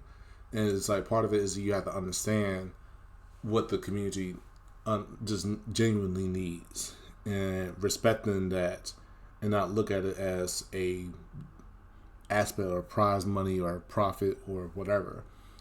And I think like if you may not have to fully sacrifice everything to accommodate for them, but enough where it keeps them satisfied and keep them wanting to come back. Hmm. You think I think I also mentioned this as far as it being one of the other factors in the offline scene is that online. Like, do you think online tournaments? You think they could be during the offline tournament scenes as well? Like, I feel like we may have actually discussed this in the past, but just in case, I Mm-hmm. want to bring it up to again because that does relate to event support. Yeah. There, especially for even online tournaments, that's actually a scene in the community now. Yeah. And during the pandemic, you mentioned during the pandemic how that they were internally grateful for your reboot and the team. You guys came in and you helped kept the business afloat. And I would think, well, it's the pandemic. Everybody's inside, right? Nobody's coming outside. And how are they? Some businesses unfortunately had to close because of the pandemic. A lot of venues had to close because of the pandemic. The profit just wasn't there in that time period. And God forbid, thank you that you guys were able to, keep the business afloat during that time. That's huge. I Mm-hmm. think that's a really strong contribution, a real testament to the knowledge of and the experience of you as a TO is that you got through that period, a period of time, because it was a period of uncertainty, 2 3 years, 2 to 3 years of just constant uncertainty of knowing what comes next. And eventually over time, we everything slowly got back to normal. Of course, people were still making cautious decisions to this day, but it wasn't as prevalent as it was back then. So I think that is that's why I had asked that question. Do you think online tournaments would have affected the offline scene of an area? So for example, I would say oh, there's a local that's coming up. Just an example. There's a local that's coming up this Saturday. It's also an online tournament that's going to be happening on the same day. Um, and the player chooses to compete in the online tournament instead of going out to the local. Um, it is their choice to make on that. But do you think that can affect the offline scene as well? Yeah. So I see online as a good extension to the offline. And even now, I say online. I think the thing is, I know the idea that happened too. People were worried that once online was happening in a consistent level, would that prevent offline to succeed, to reemerge or do well again. And I think honestly, um, online itself help enhance offline in a way. And it's and like I said, the thing is, like I said, during the pandemic, the communication and people use forums and Discord and social media to communicate and run events. And yeah, I know it wasn't easy because that's the time, especially online experience was not great for many games, and it felt like it was risky because like Street Fighter Five and many games didn't have the R word, or we can say it now since it's safe. Rollback, but that was pretty much would have been the online killer in quote unquote for many events that try to run remotely. And I think as far as like having online in regards to keeping offline supported, and vice versa, I think it really enhanced it. I think it enhanced it. Online enhanced it probably in the communication. Because like I said, people can't meet in person all the time. Well, hey, I'll call you or I'll text you. Or hit me up on Discord. This and that and third. Let's do this online. And now thankfully we have a better online experience. That was a good factor that helped. Now, hey, we can run events at home at our own home. And they were like, oh, okay. Well, the thing is, I have some time to come out and stuff. Do you think there's an event in person at your any location? Yeah, yeah, yeah. Well, we can meet up in person if you want to. Yeah, I think that, like I said, I think, yeah, I think that really led to where offline can flourish again because once people can communicate online and use that experience there, it can probably encourage people to, hey, I like these group of people that that run these events and do this and that and so forth. I hope I'd like to meet them one day, and might find out, hey, if we're in the same area, let's go out to meet up, and might be the idea that let's meet up in person and do so forth. I think online had definitely had a I think it had a better impact in a good way more than a negative that people may be worried about. Hmm. Support what you claim to love. Yeah, yeah, I get it. Because I get it because the fact that people can be uncomfortable online for many reasons. I think the social aspect people didn't just don't think about it is Hmm. is that people because of the pandemic and stuff, like people want to be isolated and people want to be away from everything and so forth. But then that social experience in person still is needed and it's still effective. But I Yeah. think online may help maintain it in a way for those who eventually want to meet in person. So I see it more as a positive than a negative addition. And it can Okay. coexist. Okay. Yeah. So you see it as from both sides of the glass here, as it being helpful too. In addition, that it could also create an issue, but at the same time, it's it can be it's a choice. It is an option. At the end of the day, there. But basically, the overall sum of the message was if you have a local in your scene and you make complaints um, about maybe the event or the players themselves that frequent that event too as well, you're doing nothing to promote the growth of your local area. Um, so just try to support your event if you can. If you are gracious enough to have one, just be thankful. Certain states and areas don't actually have a local offline scene where they can go out to compete.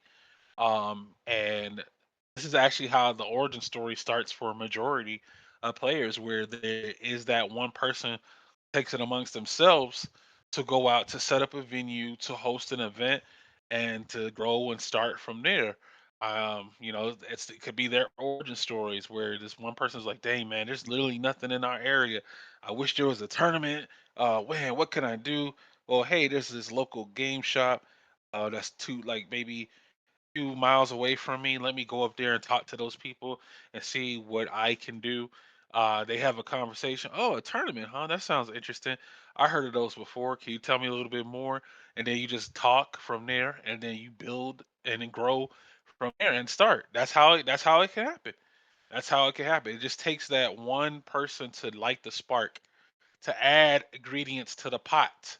You got to add the ingredients to the pot. Otherwise, you don't have a meal. You can't eat off of boiled water. You gotta add the ingredients in there. Communicate with the scene, like talk to the people. You have to communicate. It is very imperative. But event support is something I just wanted to kind of put out there because I do see where there are healthy venues that are actively promoting and running events, but they're it's kind of on the I'm not going to say it's on the decline, but it might not have be it might not be as strong as it used to, and it's kind of on the verge of dang the doors could close either day. So you just want to try to get out there and support and play as much as possible because again, those venues they're not going to last forever, and those are it'll just become a memory over time. So yeah, that's pretty much it on that subject. But before we segue to the next one, retro, you got anything else, or we're good to go to the next subject? Yeah, we're good to go. For sure. Okay, all right, we're good to go to the next topic. So next topic, um, this is actually kind of funny. This is actually I'm not sure if you've seen this. You may have already seen this. But there is actually a pay to win boosting service out there. ggboosting.net. Oh Right. So, yeah. yes. So we talked about online, and this actually segues into that perfectly. We talked about online. So ggboosting.net. We got to go back in time for this one. Back to, I want to say, let's go back to Street Fighter 4 days where boosting was out there. Boosting was definitely out there. People were going from D rank to A1 rank in a week. Nah, something sus about that. People probably aren't used to seeing this now, but the boosting isn't new. Um, but this service apparently, they charge crazy prices for rank boosting in Street Fighter 6. But charging prices for that for Street Fighter 6 where they kind of just hand you master rank is kind of wild. But let's talk about it though. I mean, respectfully, they kind of do hand master rank out to you for free with characters. And I'll give you an example. Like I was using Manon, modern Manon, and all I did was two combos and command grab, and that was it. And I managed to get her there to master in a few days. But this service is charging to get people to various ranks, and because you can't lose master once you get it, this could be a cash cow for them. You have to remember that this game has a larger player base than previous Street Fighter titles now, and you're going to get a mix of casual and competitive players. But there is no real shortcut to success. I will say that. Look, if people are getting actual people to do this and pay money for it, and they earn whatever come, they earned it. They earn whatever comes next. I mean, I guess the lowest I've seen someone was 1100 MR, and they played like a level 4 CPU. But I don't get what the end goal of the service is about. Like, say you pay the rank boost, and then what? Like, you stop playing. You tell your friends, you tell your family, like, yo, I finally hit master rank. Like, more power to them if they're collecting from people. But like I said before, if people are willing to send the money for the boost service, then I guess the boost service earned every penny. Like, pay to win boosting? Like, why? What is the goal of it? I don't understand. I don't see the vision. You got to retro. What is this? Look, I can look if I can pay to skip all the rage quitters, the one and duns, um, all the modern. No, I'm just no trouble about the modern. But hey, I can skip the all that just to. Oh my god, that's hilarious. I'm sorry. This is interesting to me. Like I mean, I heard about it. I'm like, but the thing Pay is to like, win? it's the same case still with for me. All right, in the long run, because when it comes to actual competition to compete in tournaments, um, are you gonna try to pay the TO to put you in the first rank in the first part of the bracket? Are you going Um, the first can you seeding? say it again? Sorry, Whoa, whoa, whoa! You just said something. Why did you just suddenly throw a spice into the pot, Retro? Hold on, Doug. I wasn't expecting that one. Hold on, say that one more time, yeah. I mean that's the thing. Look, I'm touch rank personally for various Oh shit, reasons, yeah. but and I don't care about rank. That's the funny part for me. This is someone that don't care about rank. Like I don't care if you use modern. I don't care whatever way you try to use some way to get to whatever top rank or top praise or top this or so forth. I don't care. I see it like look. That's to me like, hey, I'm I'm I can't go through all this 20 people to win this tournament. Hey, To, look, Yo, make sure hey that T.O. I get To when I got seeded. Can I get seeded like up here? I don't want to play a lot of people to get to this that right now. I look. What you want to do? Hey, you kind of saying something right now, but I'll let you keep going. Go ahead. Go ahead. What are you going to do when it comes to the tournament? You're going to be a master rank tournament. You can't pay TOs to when you can't. Oh, you want to try to collude on that? Nah. Yeah. Illusion. Is that one? You're gonna.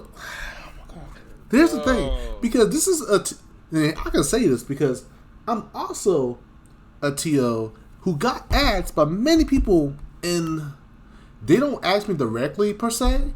They'll question me of why they're in a certain thing and why, and there's certain players there or a certain amount of people are there. They be like, "Hey man," and do it in a joking manner, like, "Hey man, look, why like they got 80 people in this tournament? Man, come on, man. I thought I was gonna win. This was easy money." I'm hey, you like, can win. they said, I'm like, so they be like, no, no, no. I'm like, so you're telling me, are you gonna compete in this tournament? Nah, nah. Well, I might, but it's 50 people. Good man.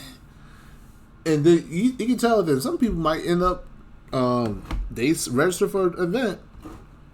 No, yeah, literally, yeah. They register for an event. They will see how many people are there and who all entered. And I will get a message. It has happened, and say, "Hey man, take me out of the tournament." I'm like, "What?" Like, yo, hey, I won't be able to make it today, bro. Um, oh, so and then some people are just like red-handed. Hey, so so's there. I'm good. Hey, is 20 people in this tournament? Nah, it's too many people. I'm all right. I'm good. I'll step back this time. Or some people like, hey, look, um, they try to make it like I played this person already. Can you just separate me from all these certain people? Because I don't want to play them. And I'm like, so you telling me that you trying to find an easy way to win? This is how I see the ranking. You're just saying I don't want to play certain people. Now, to avoid one and doneers, I can understand. To avoid race quitters, I can understand. To avoid modern people, I might understand. But then it's funny because that's how people considered modern controls. Is a one win button to get to rank. Why you not trying to do that? Instead of trying to pay someone, because hey, all you do is press a button. You get the level 3 command grab. You get the auto hit confirm. You get the fast reactions. Y'all should try that if you don't, because you can save money and probably get to the rank you want. This is just me jabbing that as a joke to the modern players. Y'all good, but no. I mean, but no, some people have seen it as that. Modern controls is the easy win. Now it's rather just pay to win regardless.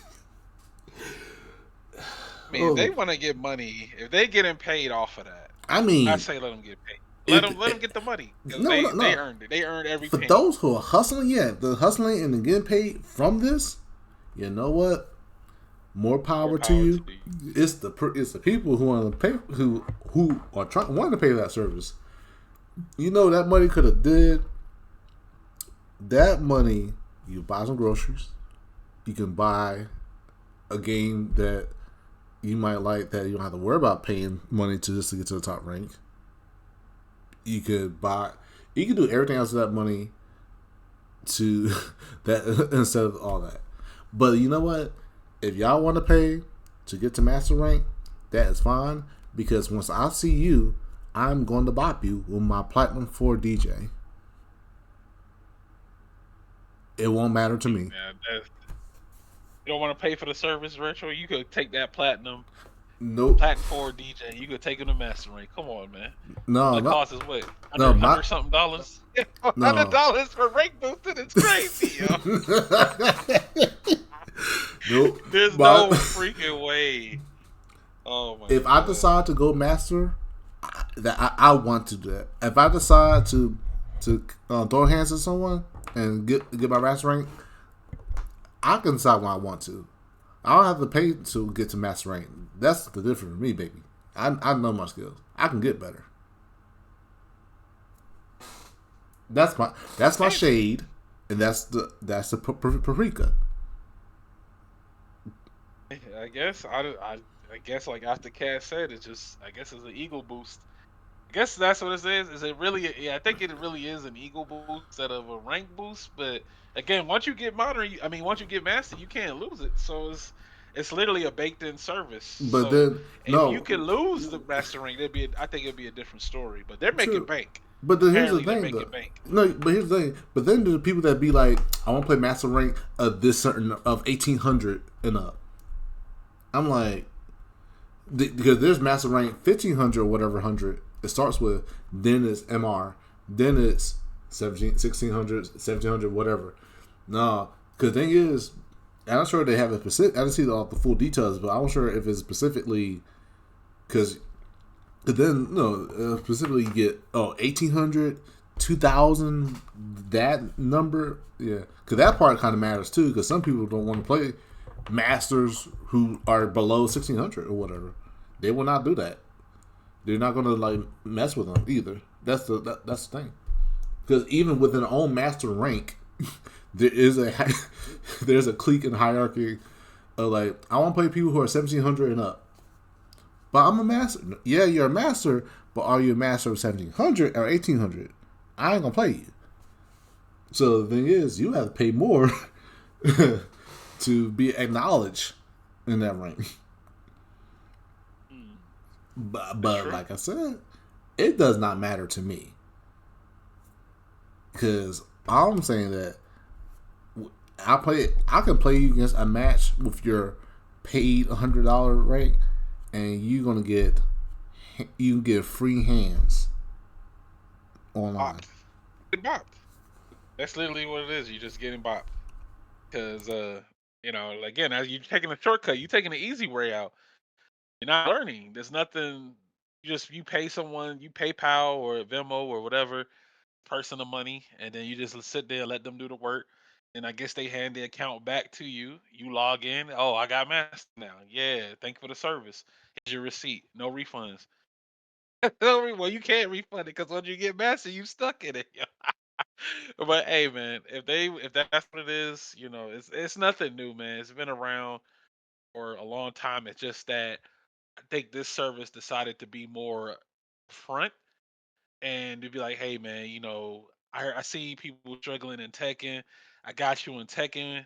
I see this game coming out. I got you in this game. So if you want that God of Destruction title, you better you hand over 500, and they got you.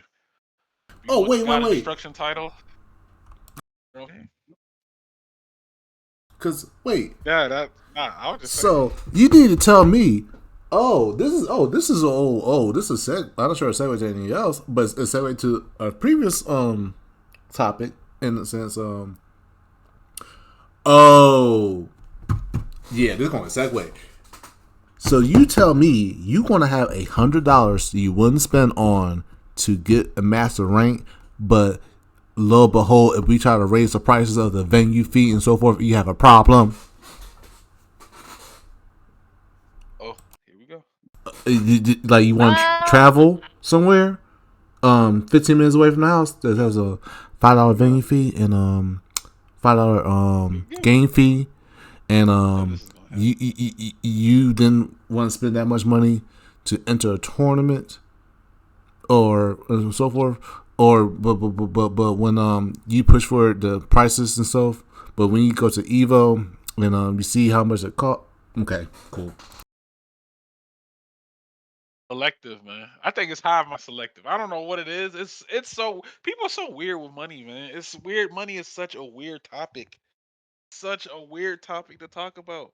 It's especially in the FGC, and that actually segues to our next topic. Circle back around to what you just said, but it's so weird how people choose to spend their funds. Like they're paying for hitboxes, they're doing this, they'll buy this expensive ass statue, it costs like 200 something dollars, 300 something dollars, but then complain about the menu fee. They add in, when it's like $10 or $5 more now, they make it make sense. Make it make sense, man. Travel expenses and stuff like that. All right, we're just gonna jump right into the topic. We'll come back to that. Oh yeah, but you know what? Travel expenses. Mm-hmm. Yeah, well, I'm sorry. Go ahead. Go ahead. But no, this is about the travel expenses because here's the thing. Shout outs to Con Warrior for being this episode, being this series a while back, and saying the big thing about the FCC is financial literacy. Uh-oh, that's the word I was looking for. Financial literacy. That's the word I was looking for, and that's exactly who I was going to reference to as well. So within travel expenses, we were saying broker work, FGC poverty. So let's keep it real. Life happens. If it were up to me, I'd be at every Evo or travel more frequently. But I'm working towards a goal. Finances. We were just talking about that on event support, right? I feel like Calm Warrior would love this topic because he's a teacher and an accountant.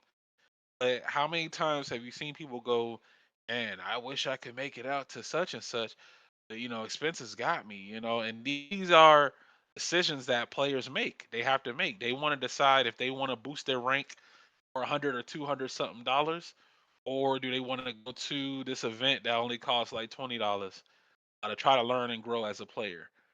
So that's why I said people are weird with money. Yeah, it's I can't knock the hustle. If they're getting paid off of this, then so be it. And these are just decisions that players have to make. Do you want rent and groceries for the month, or do you want to spend up to $800 to attend a major, or spend $200 or something for a rank boost? Let's talk about it. Yes, What did Combo Warrior preach about what was needed in the FGC? You said it. You already said it. financial You already said it, literacy. Retro. Financial All right. literacy. Yep. Matter of fact, you guys can go back and check that episode out because it was really insightful. But back to the topic here, it's expensive, right? Rise in the economy, the cost of living, everything is going up, and it's to a point where 20 items at the grocery store is now like $100+ now. Either your job is lucrative and flexible enough that you can afford to attend multiple events with no worry, or you're sponsored and make major cutbacks in order to attend the event. Hell, at locals, I have to make the decision to either work for extra money or spend like $50 in gas, parking, food to go to a tournament. And is the price really worth it? We got to break it down. Say, Retro, you had sent me that post where a player was breaking down the cost of them going to an event. They brought up how much they paid to enter the tournament. It was like what, 50 something dollars. Um, but it's a hobby. It's Mm-hmm. an optional hobby. Just like painting, just like collecting shoes, bowling, etc. Fishing. I feel like you need to make a certain amount of income in order to game comfortably to attend these events. The Yeah. older you get, the more your personal environment changes. Now, you may not be as proactive in the FGC as you once were, and you don't travel as much, but or your interests could change altogether. But I definitely do think that, um, for traveling expenses, is it really broke or is it really woke? Okay. I wanted to jump in this conversation with them at the time because this happened during Evo when they looked at that ticket to get inside the venue, not as a competitor, but as a spectator. And people were like, well, they should raise the venue up to this amount because part of it was the situation regarding the. Okay, no, I mean, this might be like the other part of the topic or related to it. This is because this is from a TON, but um, you can let me know. But this is regarding the idea that people were arguing about raising up venue fees and that fee because they are worried about the payout money for the players. And then part of the argument that probably might focus more about is the fact that, well, if you guys can afford this and that and that, well, y'all guys can afford, this, no, even more money. They paid out $500 just to travel out here to raise the venue fee for $10 to $20 more. Shouldn't hurt them. Okay. Hmm. Yep, those are just things you have to prepare for and prep for, just to make sure you have enough funds to cover the expenses for that for your traveling. I'm not saying it's impossible for you to attend these events. There's just a lot of planning that goes into the events to in order to attend them comfortably. Like if you can't, I feel like if you can't budget out to attend these events, then you shouldn't stress yourself for not being able to attend the event. Like if your priority, but here's the thing where I give people hell on. I give people hell on if they know they can't afford to attend the event and they still try to go to the event. That's what I don't like, yo. That's the shit that I do not like right there. Because you're making irresponsible decisions with your income. Yes, it is your funds, but the way you're choosing to go about using it and spending it is questionable. That makes me think you have bad spending habits. That makes me think you are just irresponsible with money. Because if you know good and well that you could have used those funds for another means to pay off some bills, pay off some debt, make sure you have a certain event taken care of that you pushed off to the side, and you decide to use that money to attend a tournament where you're likely, well, I'm not gonna say I'm not gonna say likely, but you may not do as well at the event, but you decided to go, I guess just for the status. I question that. Yeah, I question that. 'Cause I think that there definitely needs to be financial literacy in the FGC, and again, Calm Warrior, he preached the good gospel. He broke it down.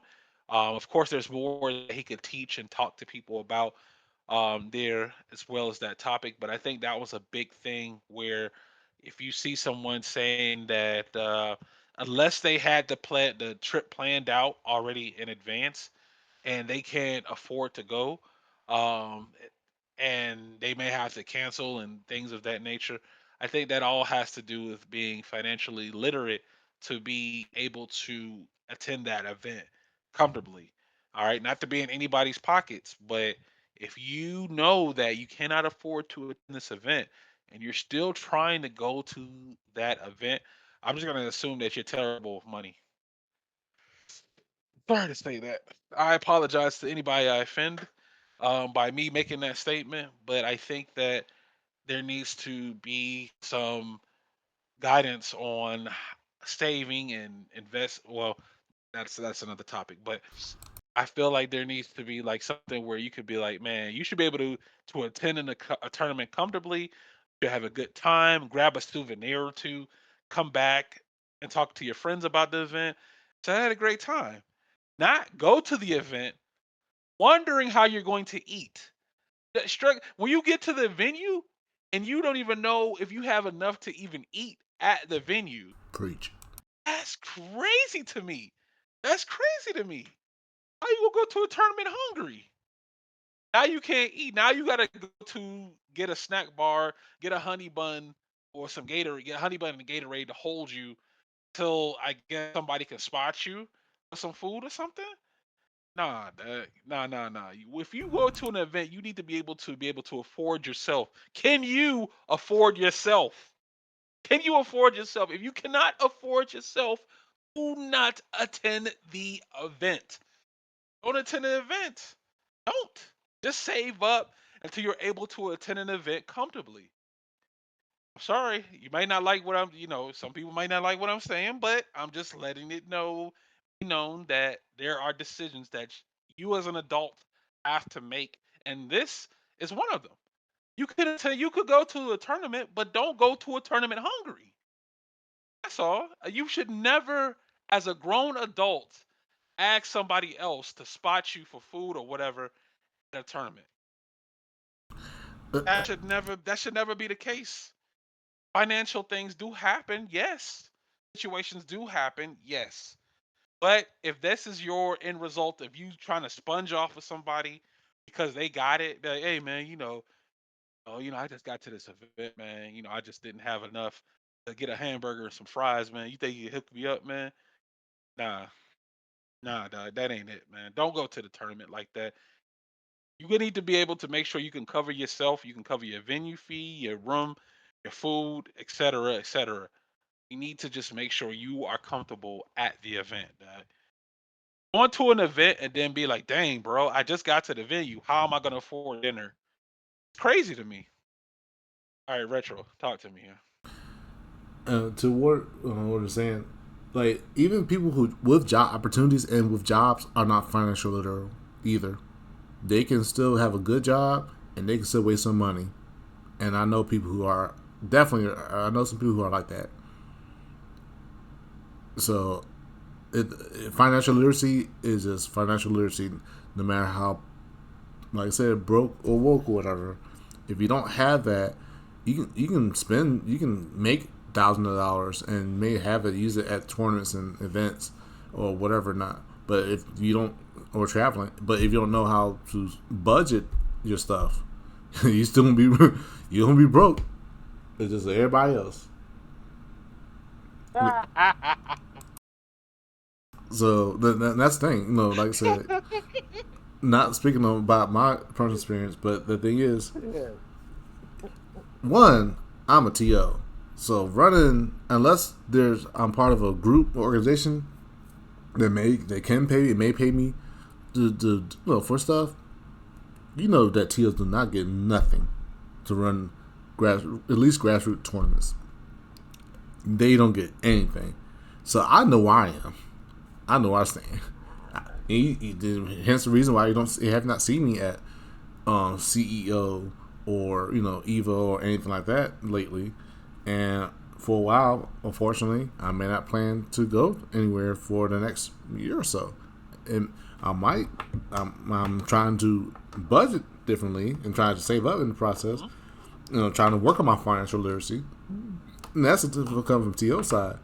But the fact that you have people in general that will complain about prices going up for various things, like gas or anything or venue fees and stuff for local events, and they live down the street, but then you see them at Evo the following month and so forth. You see them buying all the crazy stuff from the art gallery and this, that, third, the keychains and all other souvenirs and so forth.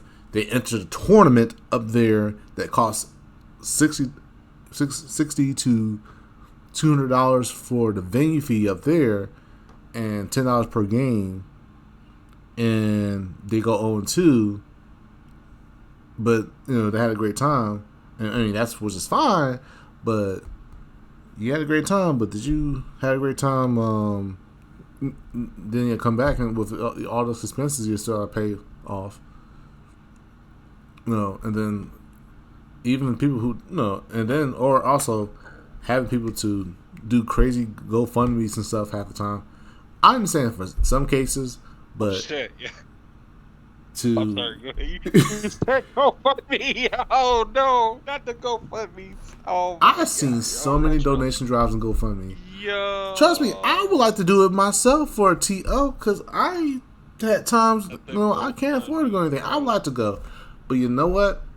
I'm okay in understanding that I'm not gonna worry about it. I ain't gonna trouble people for that. No, I'm going to work on my financial literacy to afford to do things like that.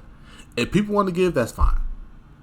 But the thing is, to knowing that you don't have any literacy and that you don't have any way to that you're gonna save money and you need $1,000 and stuff and all that stuff. The thing is, even, like I said, this is where financial literacy comes in. People will get this $1,000 just to spend 800 of it on a flight when they could have looked at other websites and they could have done the same flight for 500. You need Or be could have invested those funds into trying to get more money so they don't have to ask for no more GoFundMes. that, But there people you gonna go. make Yes, sir. people gonna set Preach, up sir. their Preach. pages and you'll be like, hey man, I'm trying to get to this tournament. I just need $1,200, yo. Somebody, yo, y'all hook me up. But carry on. Okay. Well, I okay. I then stand corrected. Water in the sand. You can get a job as you said get a job as financial advisor for the tournament goers. Ooh, that's ooh. You know what? Be that actually be a actual business. Just be a financial advisor for these tournament goers that you need money for Isn't the that what venues. isn't that what some companies offer? Like the sponsored players that they have financial advisors or Mm. whatever that work with We them actually had one. on the yeah. We I had wonder. one. Hmm. We literally had one of the big ones. They were at our first EasyCon event, Okay. and no one wants to reach out to them. Oh, But then those are the same people that are like, man, I have no any money to come to a local for $10. That never hurts. mm, We've been like Arizona. I'm probably say this as a reboot scene. We've been like Arizona Ice Tea. We have not raised the prices or refused to raise prices for our events. So the thing is that we try to look out so for the yes, yeah, because we understand not everyone in our, especially in our area, we understand not everyone has a job. Not everyone cannot afford a lot of stuff in general or go to events and so forth. We understand that, so we try to make it, trying to accommodate to people. There, in the case of we run stuff for free on the side to come out and so forth, and still provide money for people to win. You know, and that's the thing. And like I said, this all connects to the situation of supporting locals and all that type of stuff and event support because that's the thing. If you're not being financial literal um, and learning and spending money and spending money and so forth, or you know having events that try and provide for you to help with your financial like literacy and so forth, you know that's and you just spend the money and squandering everything. It gets pointless for that. So when it comes to like I said, but like I said, you people will do GoFundmes and everything like that. Spend those $1,000 in one go, and wondering what they're gonna do next. And like I said, Africat saying, "Go home in negative, winning the." Oh no, not that. That was a different story of the fact that yeah, that person broke something, but still, I mean that, heck, you might not even well. but I yeah, guess you're paying for their experience. yeah, but no, You're but not donating get, to not their get. I experience. also get what Africat's saying too, is that yeah, some people, like I said, financial literacy could lead you where the fact you won $5,000 in the tournament, and somehow you spend it all, or you know don't utilize your literacy well, and you come back home negative because you spend out whatever you know. Boy, you don't travel. You don't think about travel expenses. You don't think about what you're spending money on. You just want to spend money. You just want to have it and spend it. That And is you can win a tournament. slippery, Mm. slippery slope. But yeah, man, status. It's the status quo. It's people, being them supporting their communities and being like, hey, man, look, support the cause. Get me to the tournament. $800. I just need $800. Let me put the GoFundMe up. Donate to my stream. Hey, and if it works for them, it works for them. All power to them. I'm just saying that as a individual, as a person, if you decide to donate to that person, that's fine. That's your business. Just that if I don't think you should prioritize going to an event if you can't afford it. You're just hurting yourself even further. So, say for example, you went to this event, right? You'd be like, "Dang, man, I don't have enough money. I only got a certain amount in my account. Um, maybe I just have just enough to go to the event and then come back." Well, you could decide not to go to the event. That's also a thing. You could save that money and use that to pay for any lingering loans or debts that you may have. And you could wait. and to you get a better financial opportunity. Once you get that opportunity, you can then use whatever funds the newly acquired funds you can to go to an event and enjoy yourself. I've seen too many people in the past saying that they can't afford the event. Then you see them at the event. Hey, how did you get here? Oh, I rode with such and such. We're sharing a room. We're sharing a room together now. Oh, okay. Cool, but I thought you said you couldn't afford to come here. Mm. Well, it was cheaper to split or split a room and stuff like that. They make up excuse and an excuse, but that's all I'm saying. I just need for people to decide to make better decisions in regard to an event. Like you don't, it's not a priority for you to attend the event, especially when you cannot afford to attend the event, have a good time. When you go to a tournament, you want to be able to enjoy yourself. You want to be able to afford that hotel drink, afford that steak dinner, afford the, going out to this without having to really worry too much about, dang, did I overspend? Am I going to have enough when I come back? Stuff like that. Just be in a more comfortable position where instead you're ordering off of the kids menu because you're trying to save money. That's all. That's all I'm saying. That's that's my piece on that. But before we move on to the next topic here, retro, you got anything else? Nope. Look, like I said, you can 400 to get to master rank, but not 100 to pay for your meal and your travels. All right, cool.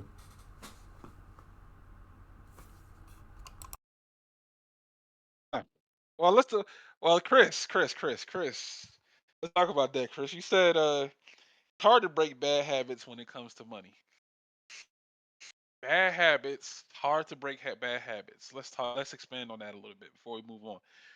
Um, hmm, not necessarily because it's a choice. It's a choice that it's an optional choice that you don't have to do. It becomes like a psychological element, I would say at that point. If you're so into the dark where it's so bad that you just have to do impulse buying all the time, then I could see that. But it's something that you could control, then yeah, I wouldn't have to be like, dang, you shouldn't have came, or you should have saved up for this event, or something like that. I think that if you're saying if your habits are that bad where you just have to just go to this event, you have to buy this new hitbox, you have to do this, and this, then that's a problem. But again, all of this is optional. These are all hobbyist impulse purchases. Like you don't have to buy this stuff and do these things. So again, it's a part of the hobby. Hobby is something you enjoy, your pastime. People enjoy fighting games. People enjoy the community. People enjoy the scene. That's fine, but you shouldn't hurt yourself to enjoy it. Does that make sense, Chris? Like you shouldn't have to hurt yourself in order to enjoy something like that. Like I know people have probably gone in the red trying to collect shoes and gone in the red trying to buy fishing equipment and stuff like that just to feed their hobbies and things of that nature. But I'm just saying, in this instance, I don't. I unless you're that bad with money, then I think it's controllable. I think that you can limit your purchases. You can limit the amount you decide to spend for things. It's just that you just want status. I think people just want the status. Just want the ego. They just want the satisfaction knowing that they attended this event. Um, and that's primarily it. Otherwise, why would you put yourself into the red that you could potentially hurt your well-being as far as like your home and making sure you have food when you come back to the event and stuff like that? Why would you hurt your well-being just to attend a 600 to $1,200 tournament? You know. But yeah, that's we're gonna touch base on that. I think we could actually, as a matter of fact, let me make a note of that. I want to make a note of that because I think we need to come back to this. This is gonna it's gonna be something. Oh my god. Yes. Let me make a note of that. Put that in Mm-hmm. my notes so that way next time we could probably touch on that. 'Cause that's going to be something that we'll probably have to take a deep dive on. Um, just is all right. So we're gonna move on to this last topic before we wrap it up. I think we're coming past the. I think we're past the 2 hour mark now. For the cast. So definitely do appreciate you guys and thank you so much for interacting in the chat. We do appreciate that too as well. So this topic here, this is where I mean, damn, we've been cooking. How we been cooking? But I guess we got to make dessert, man. We got to make dessert now, retro, because this one is called "Pay Your Commentators." Saw that in the slide. We saw that at the beginning of the cast, and I think you know I feel that I think more organizations should pay their commentators. A lot of people may not like what I'm about to say, but for people to sit there week in and week out trying to support a platform for over 3 hours for professional commentary and not even seeing a dime, Mm. that ain't it to me, yo. That ain't it to me anymore. I used to hold the belief that the commentator was just supporting the event and the community. Then found out some people just use others that benefit. That's when I decided to change my tune respectfully. Like not even a honey bun and Gatorade. Like a bottle of water. Yo, come on now, yo. That's ridiculous, man. Excuse can be like, funds are tight from the TO.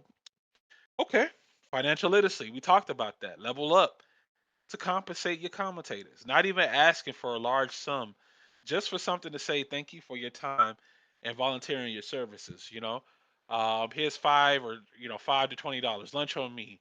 You don't even and don't be afraid to ask either. If they get upset because you asked, then they didn't ever really mess with you like that to begin with. It's okay for TL to say no, we can't afford it right now. But to get visibly upset, fuck out of here, man. You're just a tool to them, man. Just a mouth on a mic. Pause.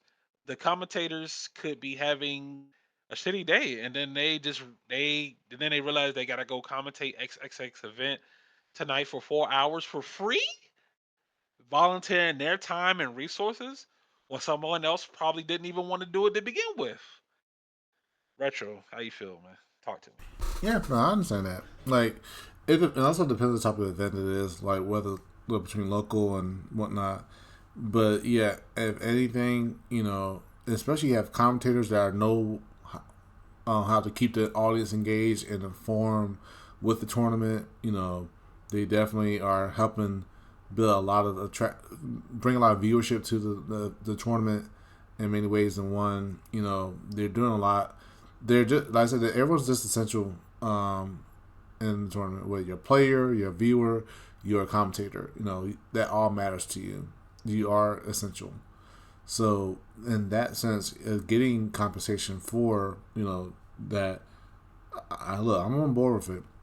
I know, like I said, for us locally, you know, there's not many that really are worried about the compensation of the payment of monetary for the moment. But I understand that hey, y'all do a lot. You thank you for keeping our viewers, helping our bringing eyes to our tournament, keeping the ears staying listening to what's going on, keeping the eyes watching the excitement and whatnot. No, I can buy you a drink. I can get you something. I at least try to do that myself. And if they don't want anything, then I won't bother too much about it. But I do try to at least offer some type of token of gratitude for you know their services. So even like I said, I may not be, I may not have been much involved with the esports or like bigger end of things. You know, I understand.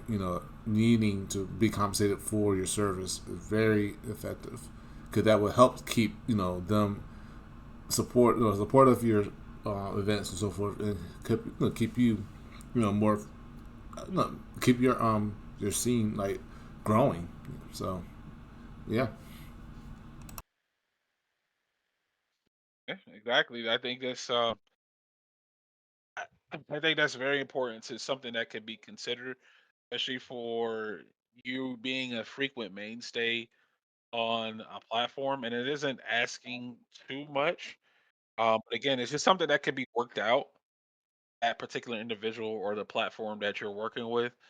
And I just that's basically I just want to see the commentators not have any doubts about they may actually go to a different platform. Well, say, hey, this this platform decides to is going to decide to pay me.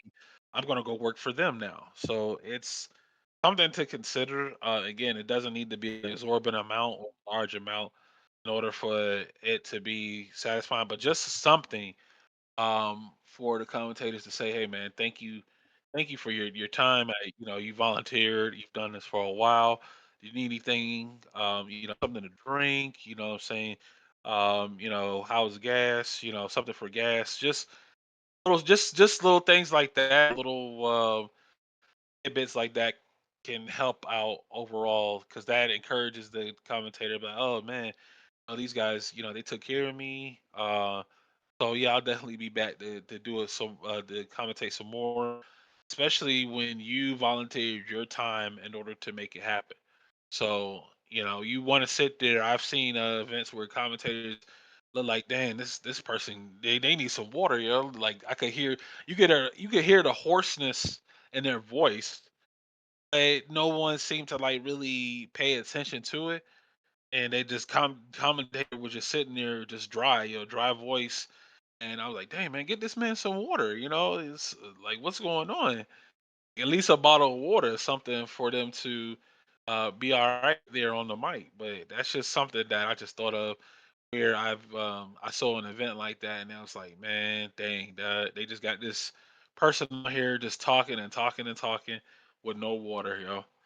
But yeah, I think that looks like that about sums it up for this episode. I think we went over our mark here on today. So definitely do appreciate you guys. So Retro, did you have anything else you wanted to talk about before we get up out of here? No, man, I'm good. I think I said my piece with everything I want to talk about. So I definitely Okay. gonna All add right. in the spices for today. All right, so we did do some cooking today. We did do the cooking today, man. So we definitely do appreciate, man, everybody that's tuning in here to the live broadcast. Appreciate you guys so much, man. Thank you so much for that support. This has been episode 2. Episode 3 will be on the horizon, so stay tuned for updates on that. Of course, we always like to, thank our usual guest, of course, usual audience members in the here, FGC Chris, Warden of the Sand, see Retro Woo in the building. I believe we had Aftercast join us today. We had Chato earlier. If I missed anybody, I apologize. But thank you all so much for that continued support here. We're going to close it out here for today. Sure, Retro, where can the good people find you at? You can find me on social media everywhere, Sir Retro 08, Instagram, Twitter, Discord, wherever, all over social media for sure, Facebook. So definitely, you can find me anywhere, and feel free to reach out to me, and also YouTube too, which will also, well, not this one, but the reboot one will have the archive of the this current episode. But definitely, yeah. Where could the people find you, Shadow Ace? You guys could check me out on Twitter or x.com at Mind of Shadow Ace here. We hope you guys enjoyed the episode 2. Been over 2 hours. Wow. Look at time flying by, yo. Time was flying by pretty fast there today. Huh? What's going on? Felt like we okay. Well, I mean that means there was a lot to talk about, so that was a good one. So yeah, so definitely do appreciate you guys. Again, this if you just tuning in now, you may have missed the beginning of the broadcast. Not worry. The broadcast will be archived and uploaded to the Reboot Retrocade Gaming's podcast YouTube channel. There, Sir Retro will post the link on when that will go live for your listening pleasure. If you want to listen from the beginning all the way up to the end here. So if you have to do any tasks, like you're working from home, clean up the house, you're working out, throw the podcast on definitely speed you through to whatever process that is, and you can get to get to the end and be like, dang, doc, has time really flown by that? But oh, that'll be it for us. We're out the door. Everyone be safe. Again, thank you so much for tuning in. This has been the Street Fighter I Got Next podcast, season 4, episode 2. Up in the building here, it's been Shadow Ace and Sir Retro. Sir Retro, or to lead the good people. I'm